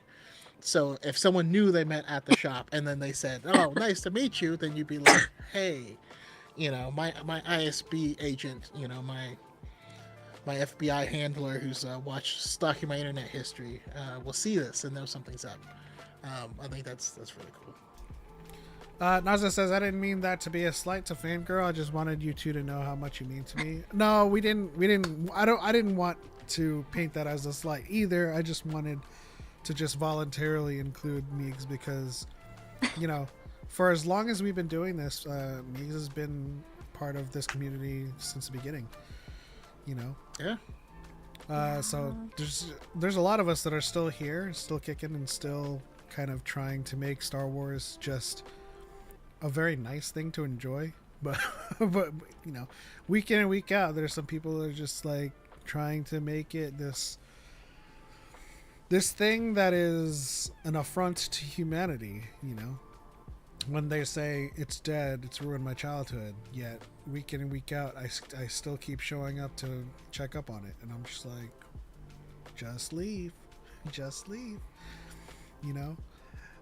There are certain shows I didn't like, so I stopped thinking about them. Also, thanks, guys. It means a lot that you remember me. Of course. Oh, yeah, absolutely. Yeah, I think one of the other things that we haven't really talked about is so once Cassian, you know, escapes, right, tricks everyone, hops in it, pieces out, you know, we get the shot of the Masashi temples in the back, and we're like, this is Yavin the whole time? That was cool. It has since been confirmed to be Evan. Yeah. So he was he's trapped in space. He doesn't know how to fly this thing. Yeah, he hits he's trying to hotwire it and like just launches himself. And that felt almost like a nod to Vader flipping through space at the end of A New Hope.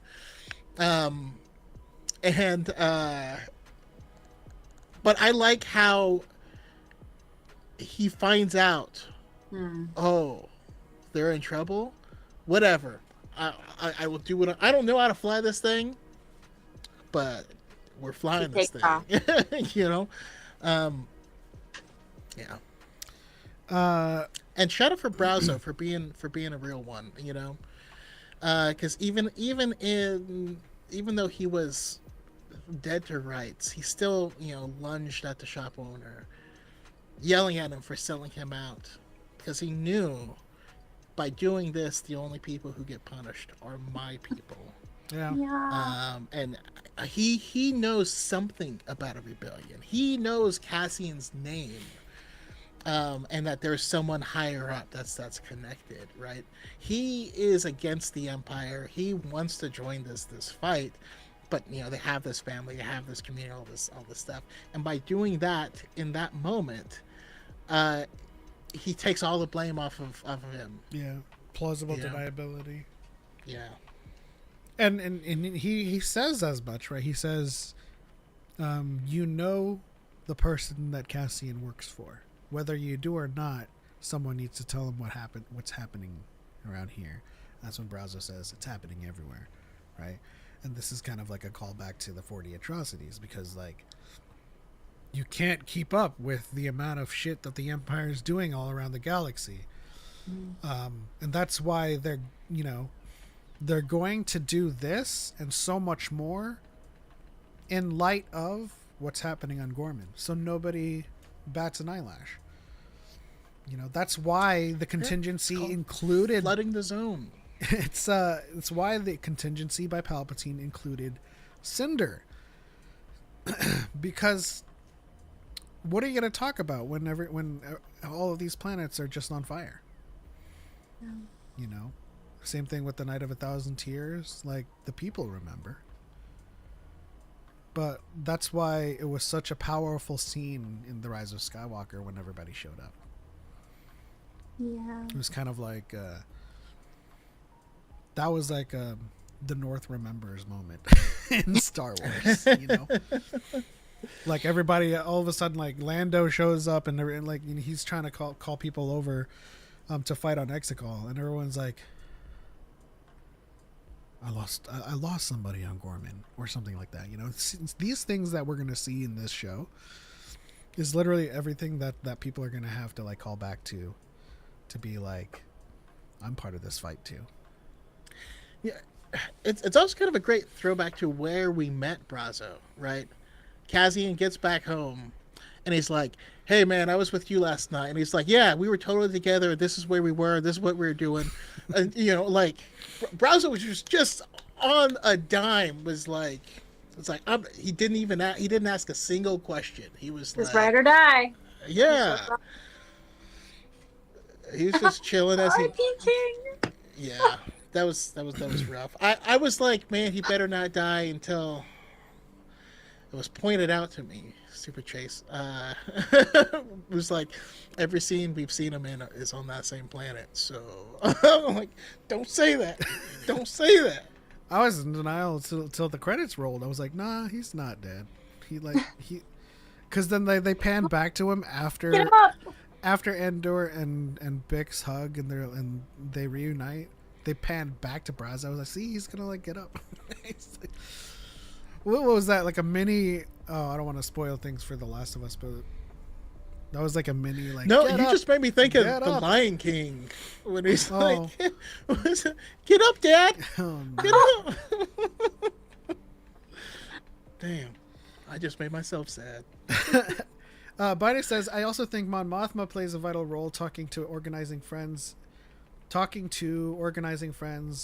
is so important to have, quote, the guy who pays the bail. Having someone with one foot in the institution and can financially back up, but you need to have the moral line that you will not cross within the institution before you believe. And it is certainly something that you get so much more of in the Mask of Fear book.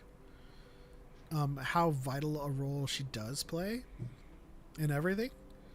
And real quick, for those of you who don't know, we talked about it last week, but if you weren't here for it, The Mask of Fear is a book from Alexander Freed, and it takes the viewpoints of Mon Mothma, of Bail Organa, and then we also get a view of Saw Gerrera, but kind of through the eyes of a separatist agent. And it tells a story with them kind of through the beginning, right after Revenge of the Sith. So, if you want to see what those people's perspectives were and how the Empire came and what Palpatine did as soon as he got in office, spoiler alert, it's a lot like, Mustache Man does, of trying to consolidate power as quickly as possible. Making a bunch of changes right off the bat. Yeah, it's a scary book when you read it and you're like,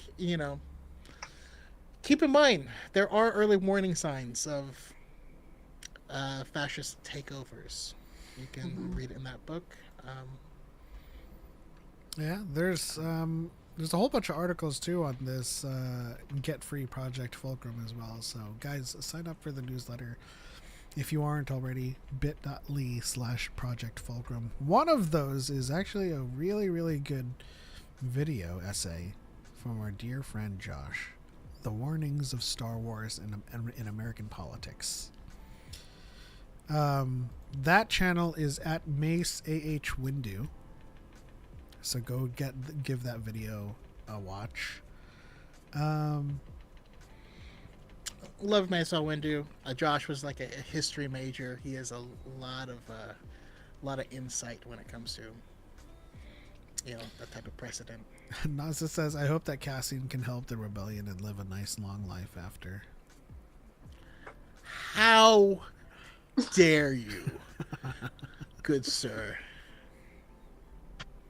I want all these characters. That would have been so great for all of them to have a great long life, happiness, hope. Well, luckily, as a lore master, I can tell you that between Scarif and where were they on? Was that on Yavin? Before Scarif happens, there's a 50-year gap that they can make shows out of. Where we get to see Cassian live 50 years of a good life with On a Jyn. farm upstate, and he's chasing rabbits and just having fun. I remember making a joke at that expense and then everyone getting mad at me, and I made an apology video. that was like almost 2 years ago, like to the day. The apology video just popped up in my thing where I can repost it. That's kind of funny. Them bickering on Yavin 4, what will be the rebel base, gives me hope. Leftists may bicker, but eventually we will build on our differences. Yeah, and that's another thing that they're kind of mirroring right now too, right? Is the progressive movement and how leftists have been, for the most part, for the past couple of years, just on each other's butts. Like, we gotta unite. We gotta stick together get Orange Man out of office and start to rebuild, because things aren't. And protect things ain't those good. who need it the most. Yeah. It's painful to see again, I already said it earlier, but watching them fight each other, bicker, or play children's games, vying for leadership amongst each other, when at that very moment they're running out of resources, there's monsters around, there's a very real threat that's happening, and they're wasting time. Yeah. Naza says, can I join very briefly as a guest so I can say a few things? We do take live calls, so if you want to call in, you can go to dyadintheforce.com/call, and we will be able to bring you in. Brazo is a real one? Exactly. When they talk about the King of Onderon in Mask of Fear, very topical. Yes. I'm still kind of like weary as to who is actually going to read this book and who is still reading this book. It's a thick book, and it's dense too. You know what I mean? Like, it ain't light reading. Let's see what else happened in the episode. There's got to be more, because there was. Let me check my notes.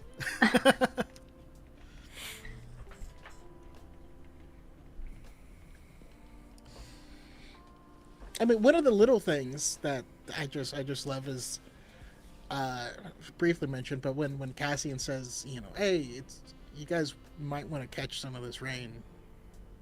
There's a tarp over there, just so you know.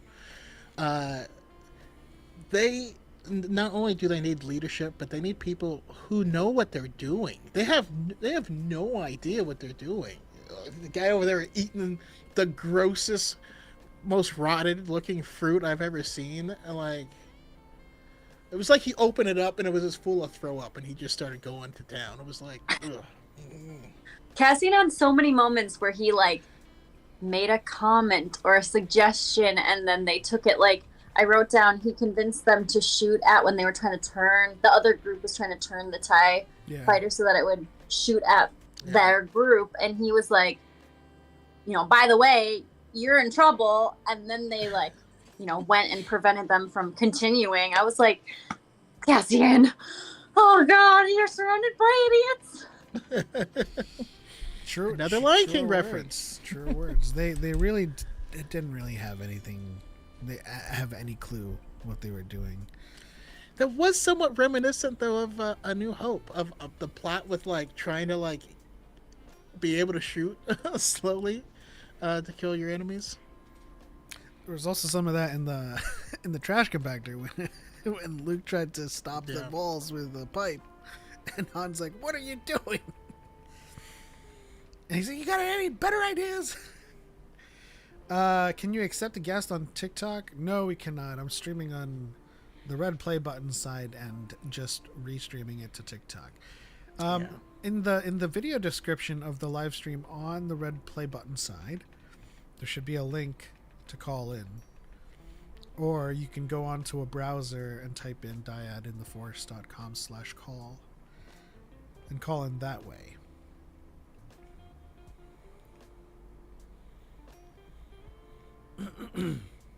Oh, I thought of a note I made was at the beginning, when Will and Vix were kind of like joking around with each other,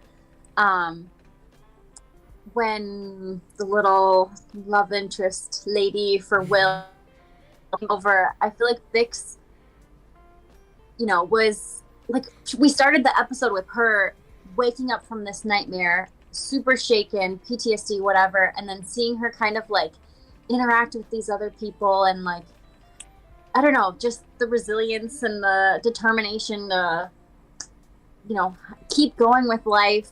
I love her character. She's so great, and it's nice to see like a spark of hope there of,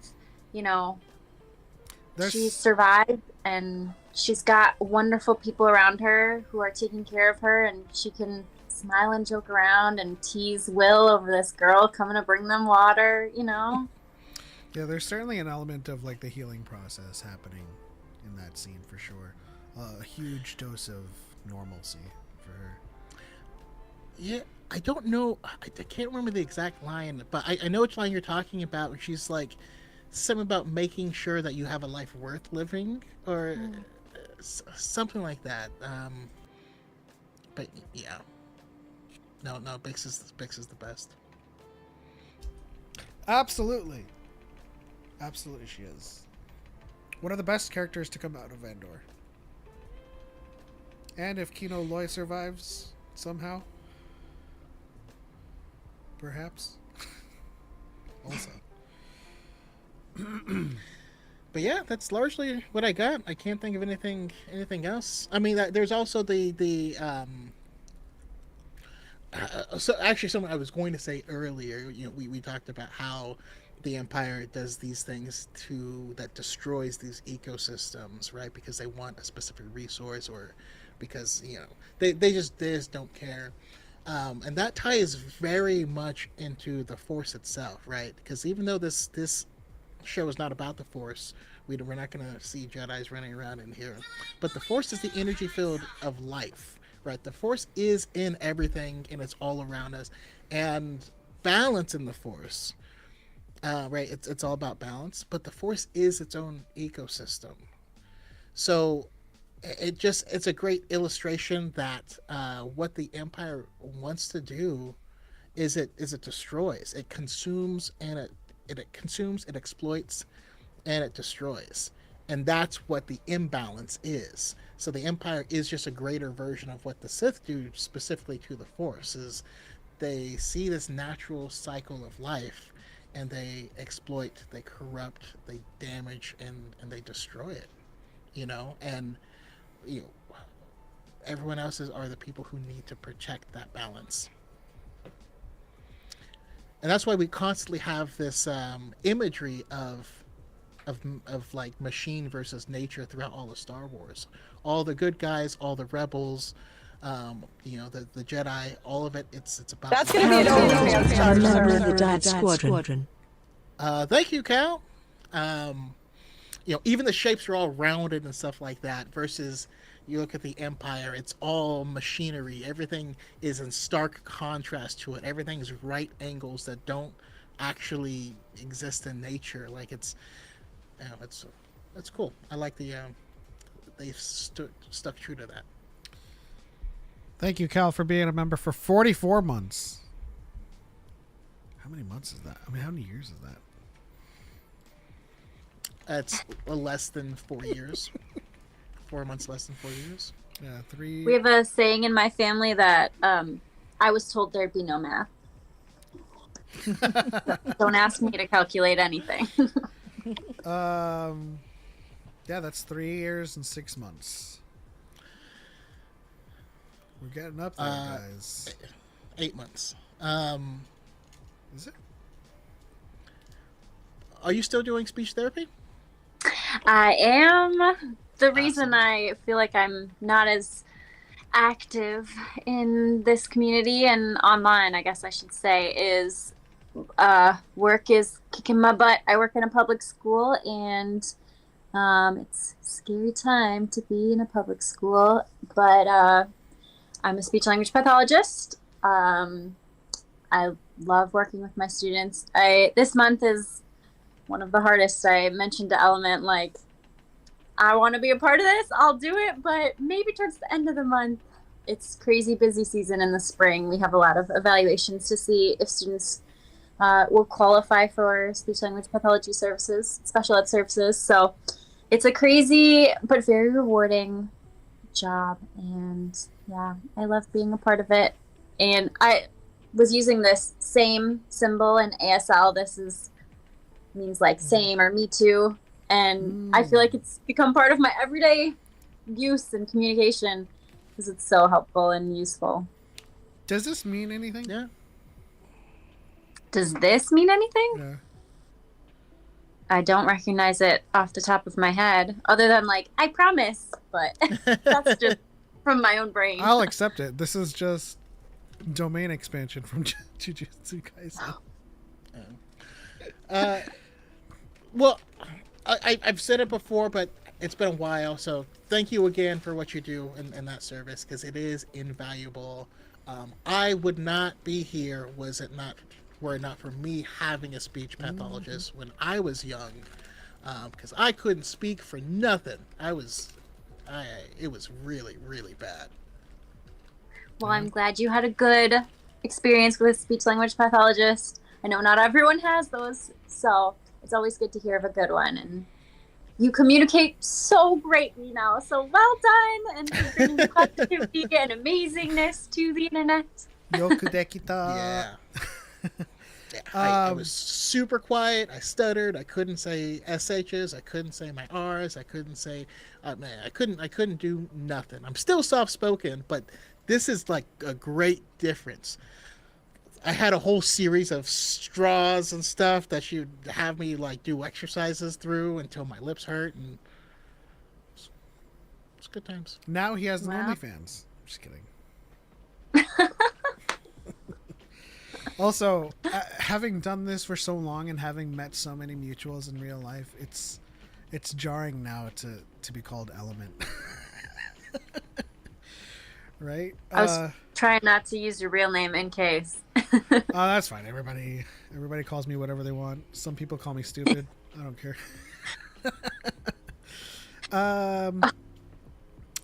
Craig says, Element, what song involving money, money, money do you have as your ringtone? Bet you didn't think any stream viewers knew what it said. You guys still don't, because nothing said money, money, money.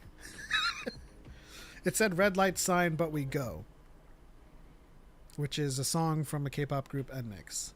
So had nothing to do with money, although red light sign, but we go could be like, I guess a hustling money, I suppose, kind of quote, I suppose. Cal says specifically Gojo's domain expansion hand pose. Correct. But yeah, what else in the episode? I mean, if we're out of things to talk about in the episode, that's fine. We can go to like lore and bonus, but I feel like there was so much more that happened. Although it's not like we haven't spoken at length about it either. So. Yeah. I mean, there are some things outside of Star Wars that I'm now curious about, just in general. So whenever we're ready to move, but I'm cool with that. I literally just learned Element's name 2 weeks ago. I'm wondering under which circumstances. It was probably me. Maybe it was Aaron, or was it Michaela? No, they both called me Element. I don't know. Maybe it's probably. Although, strange thing, Pep, you're a legend, mate. So, to some degree, I think still a lot of people only know me as Element. And they only learn it when Choco says Pep. And the interesting thing is, I know that Choco's Brandon. I still say Choco. Maybe it's just like that's the easiest thing for me to say. Like even when I text him, like, "Yo, Choco, you down?" He's like, "Yeah." So well, it's different though, because like Pep is just a shorter and easier thing to say than Element, but I think Choco's an easier thing to say than Brandon. Yeah, I mean it's certainly a subconscious thing, because sometimes I do say Brandon, but oh, we can't hear you right now. Uh-oh. What happened? Did you press a button? Push the goddamn button. Okay, testing. Yeah, there we go. My alarm went off. Sorry. Okay. So Actually, okay, I was gonna say, can I have a speech language pathologist perspective on your names as nicknames? I mean. sure. Oh, yeah. So, okay, my theory is Brandon is an R blend at the beginning. R is a trickier sound. It's got another blend, ND. But Choco has two like ch and k, and then just ah as the vowel. So I feel like it rolls off the tongue a little more easy. Yeah. No, I agree. But is it the same know thing how to with, put it like that. is it the same thing with pep and element? Is element like a I mean, it's 3 syllables. Element versus 1. Pep. Yeah. Yeah.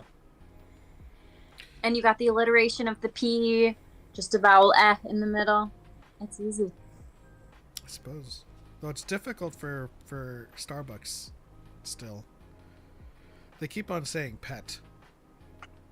And I'm like, in what universe is it normal for me to be named Pet over? I mean, I suppose Pep is still rare in that circle, but like, sure, Pet, I suppose. Okay, I have one other Andor speech language pathologist insight. Shoot. The only thing is I'm trying to find it. It was with Cyril's mom. I'm blanking on her name at this moment. Edie. Yeah. Edie, her vocal quality as a speech language pathologist, I'm like, oh, what's happening here? It's just like very grating. I'm concerned if the mix, actress. Right? What? It cuts through the mix. Like it's very forward. Yeah, I'm concerned if the actress has vocal nodules or polyps or something, because just the quality, the like tone, her vocal quality is just very. I'm like very interested in what's happening there. Yeah, I mean, it makes me like listen to her. I just thought she was Jewish. I don't know. She could be. That could be the reason. It's just like the message of speech is what I have associated from comedies of Jewish moms, I should say. I always call Brandon Choco because it feels respectful. Do you feel respected being called Choco? I do. What about Darth? It feels like they're trying to be formal, but like fail at it. But yeah, sometimes people. I get emails from companies, like, "Hey, Darth, just reaching out," and you're like, "That's not right. You can't win, Darth." Only massive evil. Stepping outside of Andor really quick, I'm just curious if watching F1 has changed the way you drive. Because I'm sure you're like, oh, I'm gonna apex this corner. Like, okay. Slow in, fast out. I have said to my dad, like, wait, should I just? And he's like, don't you dare. Like, slow down. You are not Oscar Piastri. Like, you're Meigs. You need to drive your 2018 car like a 2018 car and not a Formula One race car. I mean, I have this complaint all the time since I'm out on the road a lot these days. Owning a BMW doesn't mean you just won the Le Mans. Like, you're not a great driver. Like, you're in an awesome M8, but you can't take a gap for the life of you. You have to wait for like a 10-second gap to go into an entrance of a restaurant. And then if you try to weave in between people, you're like stutter stepping.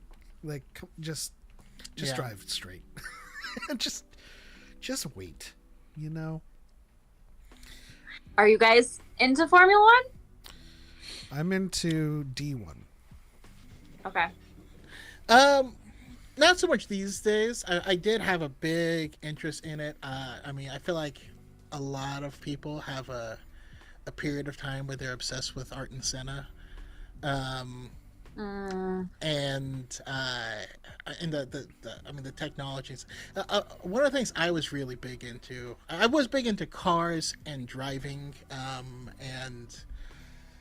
like one of the things I found super fascinating was how, like, if you're racing Formula One, if you do not push that car within an inch of its life, then you will crash it because you can't keep the tires warm enough, and you don't have enough downforce to make a turn. That's crazy. That is wild. And if they don't use enough fuel, like they have to calculate it out. If they're overweight, they're disqualified. So they gotta give it their all. Yeah, the reaction time on that is insane. That's what terrifies me. So like, that's what it is. That's why I didn't get super into F1 is because of the precision involved, which is weird because I love rally racing. But rally is like the opposite of Formula One in a lot of ways. You know, it's about the adaptability, right? Not the perfection of the line. It's the ability to understand, what's happening at any point in the time. terrain and everything. I have a lot of respect for navigators. A navigator where you just have like a notebook and you're just like flying and all you're doing is just reading. You're just like, like every time I see like a short of them just cruising in between trees and like just having an immaculate line through a segment, and then he's like oh, left here, just like calling things out. Like that's crazy. Watching a snow rally where something after they go off a jump, his brakes go out, and so all he has is an e-brake, and so between using the emergency brake and putting the nose of his car into the snowbank to slow down, you still have to race. That's insane to me. Yeah, I mean, I grew up being a racer, so I mean, I was into that, and then I watched Initial D, and then I got into drifting, and then not myself, but I got into like watching drift and D1 Grand Prix. So that's the extent of the race scene that also Fast and Furious. Who's the driver we should keep an eye out for though? Okay, can you still hear me? My alarm went off Yes. again because I accidentally just swiped it up instead of turning it off. Okay. Side question: favorite... Is the alarm for a reason? Do you need to go? No, we are good. Don't worry. Okay. I have alarms in my phone for literally everything, like my sessions with students to make sure I get there on time. Like I have an alarm to water my plants every week. I'm definitely a type A. I want my life very organized. So I mean, that's certainly the function of alarms. So also, Naza, who's your favorite driver? Toss it in the chat. But yeah, who's the driver we should look out for? Okay, so my favorite, and has been my favorite for a while, is Oscar Piastri. He's currently winning the Drivers' Championship. He is, I want to say he's like 23, 24-year-old Australian. He's calm, cool, collected. Sometimes he's kind of sassy. He's just a little guy, and I love him so much. So does he talk about his races like, he's like, I had to hit that corner very, very hard. Had to go in easy. I feel like, yeah, his accent is very fun. I mean, a lot of them are not American. I don't think there's a single there's a Canadian guy, but everyone's got a cool accent, whether it's, a French, a Spanish, whatever. So Australian. I would say the only other person who's my fave is, well, I've got two other faves. So Lewis Hamilton, I feel like everybody's got to know his name. Everyone loves him. Yeah. He's the best. He moved to Ferrari this year, and we're hoping. Excuse me, I'm getting choked up talking about him. Aww. We're hoping for good things. Give me a second. Absolute king, Naza says. I gotta look up Lewis Hamilton. I mean, and if you're interested in looking up any videos for D1 or any drifters, you can look up Arisa Mizuhara, and I can type that to both of you. Unless Choco already I was like, follows. you can't just. But I've seen them. But... So I DM'd you the name of that drifter. It's the same thing with drifting, actually. It's like just the technical prowess you need to have to go around a circuit sideways is amazing. It ain't easy, that's for sure.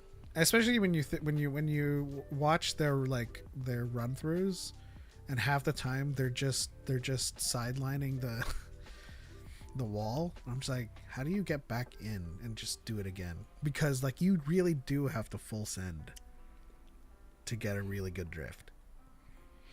Yeah, it's the confidence, you know. Yeah.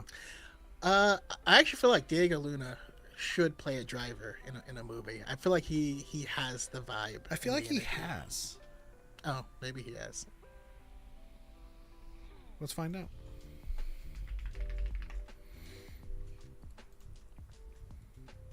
I mean, he did do some stuff in a TIE Avenger this week.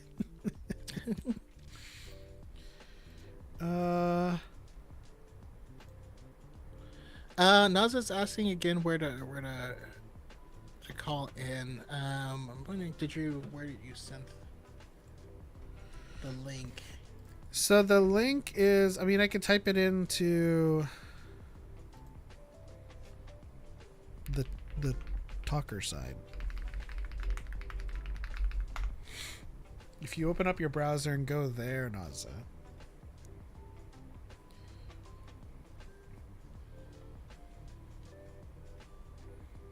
And I like how this bot is just like super. It's just random on the Twitch side.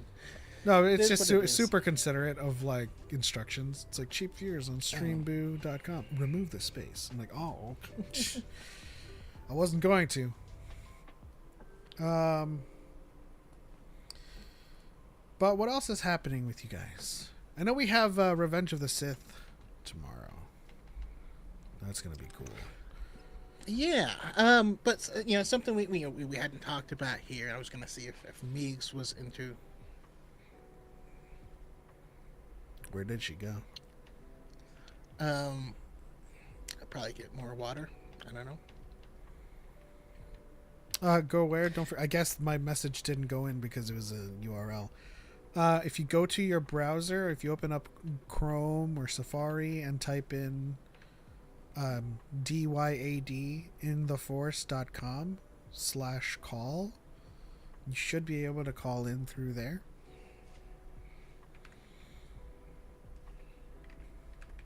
Shout out to Nemo in the Twitch chat lurking.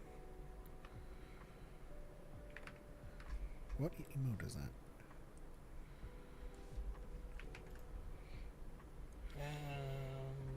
Hi, sorry, I was having like a coughing attack. You're okay? Oh, Yes, I think I'm good. It's happened a couple times today, so I don't know if I'm getting sick, but hopefully not. no worries. What I wanted to ask you, since we're kind of past the Star Wars part, is what else? Is there anything else you've been keeping up with or have interest in? Are you watching Last of Us? You watching some Wheel of Time?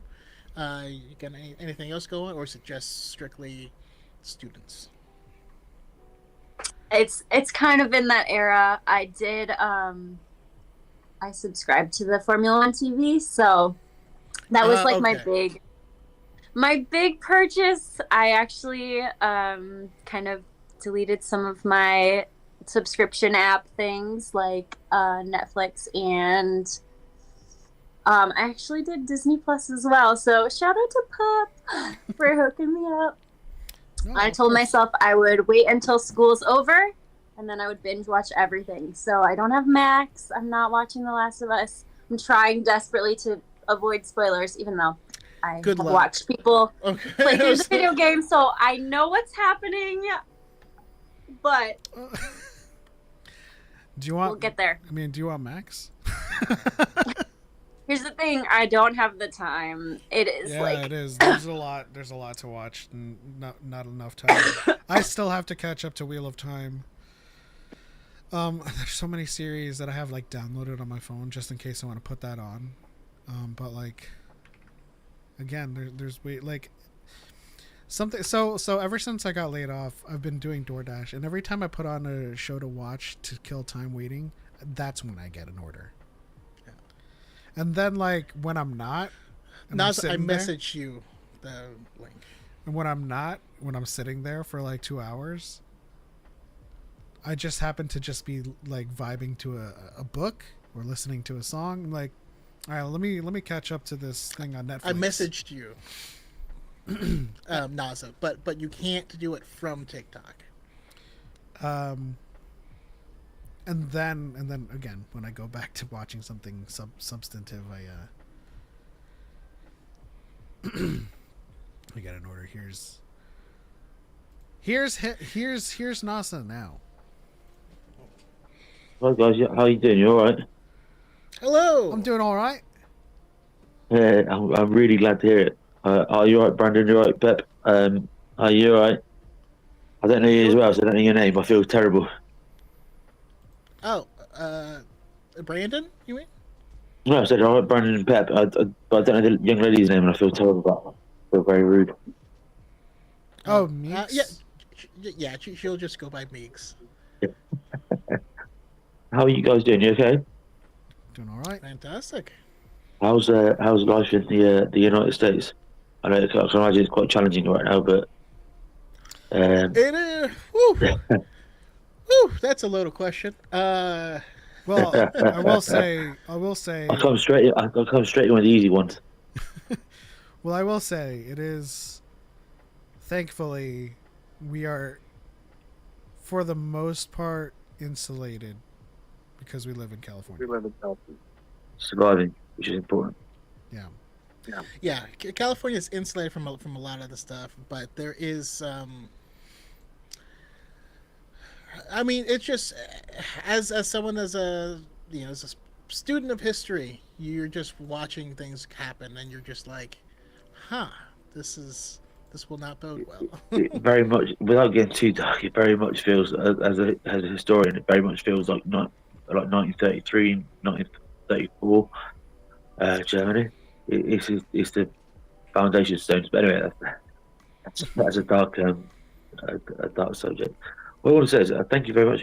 You guys have brought positivity to a community that I thought that there was no hope for, and it kept me in when I thought I was gonna give it up, and it renewed my faith in people. I think over the last year I've not done too much Star Wars. I've sort of like gone back into my Tolkien obsession, and now sort of come back into Star Wars. But you guys, essentially you two, and there's quite a lot of other creators, but you two are the big ones that kept me in the community and sort of really renewed my faith in Star Wars and got me back into it. So the amount of gratitude I have for you two is more than I could probably explain from the other side of the world. But really, you do more than you think you do, I think. Yeah, and you know what? It's actually reciprocal, because believe it or not, we see the comments and stuff. I mean, I became friends with Meeks because she was always super positive in my comment section. I'm like, this person is super cool. That's also how we met, Silmar Emily, as well. Yeah. You guys were just the best people, and so you guys keep us wanting to keep connecting people as well, and yeah, and it's a lot of fun, especially when we got to actually put on DYAD Con and meet a lot of people and actually hang out in person. Still haven't hung out with Meeks yet because when she comes to California, she doesn't call us. She's too cool for us. I'm hoping to go to next year's celebration. I think Japan was a bridge too far, and London I was away. I was out of the country when it was in London, believe it or not. Oh. So when it was here, I was already pre-booked elsewhere, which is one of the biggest regrets of my life. Not at all. Not at all. Our lives are a large compendium of all of our experiences and decisions. And you know, had we made another decision back then, we probably wouldn't be here talking to you. We wouldn't be talking to me. So we gotta stay true to those decisions and just kind of run with it. You know. Well, I'm going to chill because I do have to go bed in one. But I just want to thank you very much for everything you've done. Keep being the awesome fucking legends that you are, and hopefully this time next year when celebration's on, I can meet you, shake your hands. Thank you. Absolutely. We'll see you in 2027. Thank you very much. But you got to come. Oh, is it not on next year? There's not one next year, but yeah. Wow. We'll have DYAD next year. Yeah. Peace out. Peace. Thank you All for calling in. Thank you. Meegs, I know you're on mute, just in case. Yeah, I was coughing again, so I was like, I'll put myself on mute. It's fine. It's fine. That was really cool. Thank you for calling in, Nadza. You know, as much as people First time speaking. I've always seen him in the comments and things, and yeah. Yeah, as you know, as many times as we are thanked from people who we meet, you know, on con floors or just through the shows, and through interacting through TikTok, it's always, you know, it's a reciprocity thing. I hate to with a speech pathologist in the room use such a word, but it is in equal amounts an exchange. You know, we get a lot She's of. trained not to laugh at us for sounding dumb. we get a lot of energy from everyone, and you guys keep us going.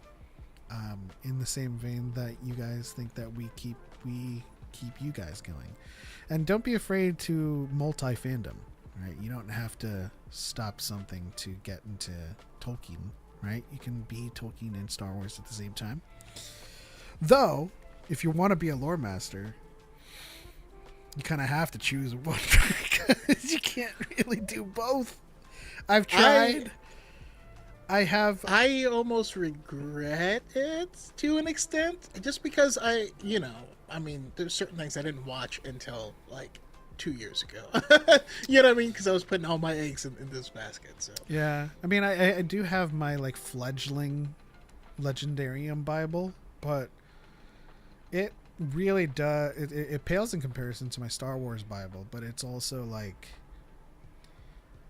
there's no quick way to master the Legendarium because you start reading Silmarillion and it's gonna take you a couple of years to just even comprehend just the Pantheon, right? It's pretty confounding and convoluted. But if you do want to read something in Silmarillion that comes off as somewhat novel that you can hold on to, you can read Beren and Luthien. It's always a good story because then like you have your textbook of things like, and thus the land became, and Arda was born, and then the lights of the trees, and then you get to Beren and Luthien and you're like, these two loved each other, and then so it's like this is weird. I think Tolkien was high when he wrote Beren and Luthien. Two lovers forbidden from one another. Babel says, said about 7 minutes ago, gonna head out. Hope to talk to y'all about Star Wars and Andor soon. Yeah, Bina, if you're gonna watch this anytime soon, or we'll message you. We'll try to have everyone on here to discuss all of the arcs of Andor. Like I said, next week is gonna be Olivia Lupe Marie. And hopefully our senior correspondent Cal Ford joins us once again for another discussion as well. But I suppose I'll just say it for solidarity. Thanks for hanging out and Godspeed as well. Spooky Kid says, I live in Indiana. I can report the people here are still proudly ignorant. I mean, there's still ignorance here in California as well. But what I largely meant to say is that we have a largely liberal government, and so we are insulated from any state level things that can possibly affect us, you know. So I mean, that's why you'll find a lot of us being like, hey, come over here if you need to, you know, if you need some health care, you know. But yeah, I mean, we still feel for the country at large. We gotta fight the power, you know. I just read earlier today, and we're not a political channel by any means, but I just read earlier today that Orange Man had a judge arrested, and I'm like, this is getting wildly serious. Like it was already serious, you know.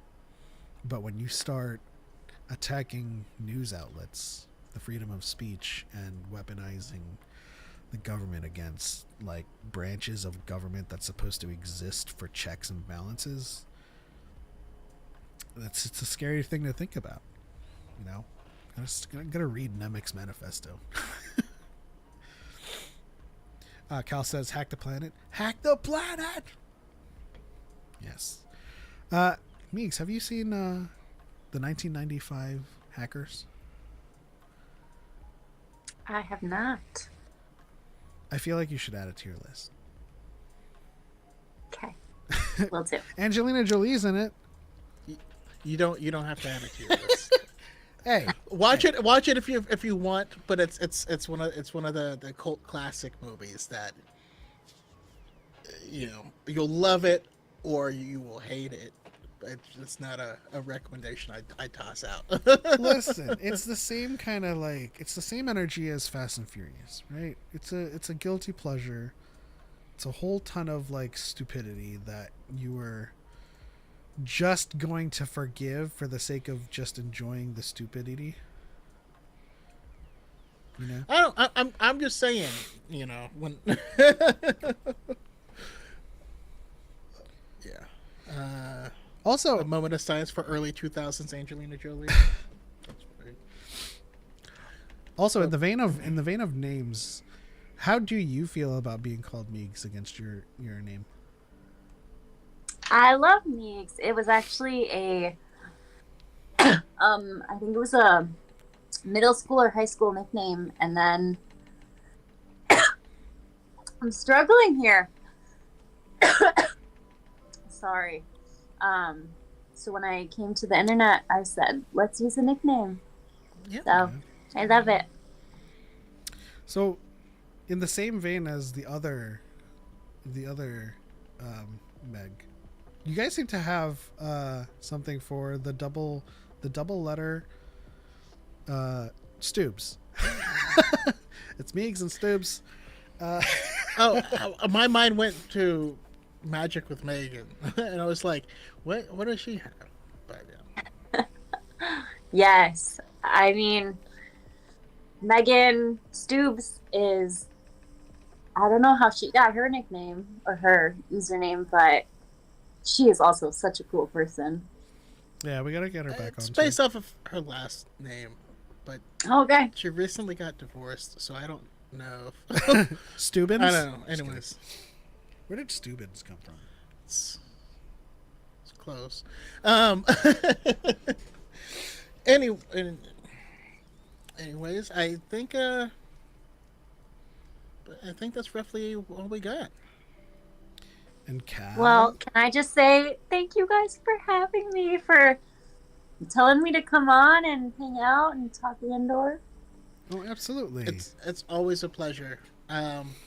If you do end up coming out here for like a Disneyland trip, you know, let us know. We are still friends with Camilla, you know, so that'll Yeah. be cool. I'm going to Europe this summer, so I will have to save a Disney trip for another year because those get big. But I miss it. We still have largely another year before things start to get down to the nitty gritty in terms of planning the our next DYAD Con. Yeah. Which is essentially, if you weren't I guess in the know, it's not really a con. It's the tagline is the con that's not a con. Basically, it's just an excuse for all of us to congregate in the same area and just do things together rather than meeting with the umbrella of a convention. Because when we all meet around like Celebration or like a Comic-Con, we have the convention to just worry about, and then we're like, hey, let's try to hang out. Then we can't because we're like on lines for panels and stuff, and we're just all doing things that we want to do for the con. So shout out to Andy Wise Guy as well. Yeah, we just like to put it on. I think our last con had around 40 people, and there was a lot of people that like didn't 50. Yeah, but there was a lot of people that also had never met before, so it was a really cool moment to see friends that had connected online meeting for the first time. So, you know, I think the current thought is to have it somewhere in the East Coast, if not in Florida, which I'm hesitant at the moment to declare anything in Florida due to the state of things. Especially for people coming from outside of the country, which is a huge consideration for everyone coming to Celebration in 27. But that should be worked out by then, hopefully, because like the World Cup of Soccer is supposed to be in the U.S. Coming up, and there's even the Olympics. I was just thinking that, like, Olympics too. Yeah. So yeah, so hopefully there'll be something, but also yeah. And also, as I was commenting on our good friend Kenny's video, who's talking about, you know, the very real concern about flying into the U.S. If there is any state you want to be flying into, it's California. I know that there's a lot of stuff that happens on the border, but if you're coming in through, you know, a port of entry like, you know, LAX, you'll be fine. Like, I would consider California to be pretty much among all of the states the safest place for you to fly into at the moment. But again, it's in 2027. We'll see what happens. Maybe we can oust this guy before it even happens. I mean, because having a judge arrested is quite literally unconstitutional. So we'll see. But you have to get by the TSA first. I mean, if that's anywhere, but yeah. If they're in California, then they're definitely still, you know, to some degree, liberal for the most part. I pretty much have like zero issues with them usually, and I look like an Asian sometimes, and I look like a Mexican in other times. So yeah, no. What were you gonna say, Choco? No, I'd say it's still definitely depends on where you're at in the state, but yeah, no, I think I think roughly that's if anything, Burbank. If you fly into Burbank, that's like Liberalville. But in any case, thank you to Meegs for joining us and talking Andor Season 1, Part 1, or Year 2 with us. There's definitely a lot more conversations to have with everyone as the season goes by. I did see a comment earlier in the chat. Is Jude Law a good person or a bad person? And I don't know what that's in reference to, but he's pretty good in Skeleton Crew. So I don't know. But it was a great conversation as always. Meegs, do you have any final thoughts? Do you have anything to say? Anything you want to plug about what you're doing? Any projects? I don't have anything right now. I just am so grateful for this community. And I mean, since 2020, can you believe it's been 5 years of people showing up and talking Star Wars and supporting each other and being creative, and I'm just I'm so honored to know you guys, and thank you so much for having me. Appreciate Best that. time to be a Star Wars fan. Yeah, and it always kind of rears its head in that way too, right? Because like it doesn't feel like it's been 5 years. No. Like I feel like I just saw one of your videos, like, but like back then. But then like sometimes when I'm like editing, I'll see like an old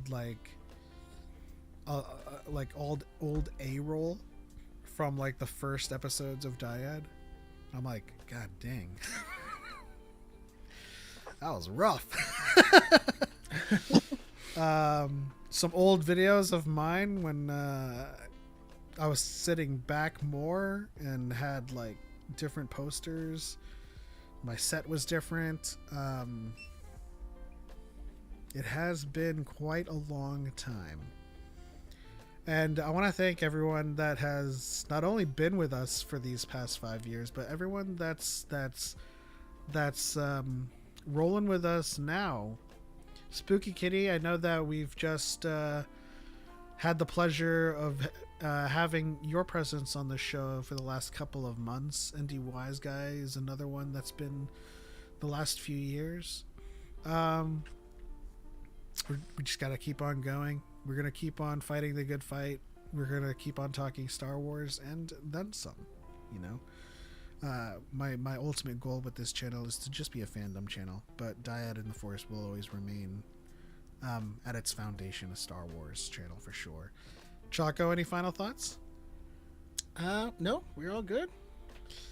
All right, guys. Well, that'll do it for this episode of Dyad in the Force. Next week at the same time, 5 p.m. Pacific, we'll be joined by Olivia Lupe Marie. Don't forget, if you aren't following at Fangirl Meegs on TikTok right now, you should do so, as well as give this stream a like and a thumbs up. And subscribe. So that way you can be you can keep up with everything that's Meegs. But that's it. On to the next one. For light and for life. We are all Namek at heart. And may Brazos always be with you. I like that. I thought we were going for the and may everyone come home to themselves. But also, pour one out for Brazos. Bye, guys.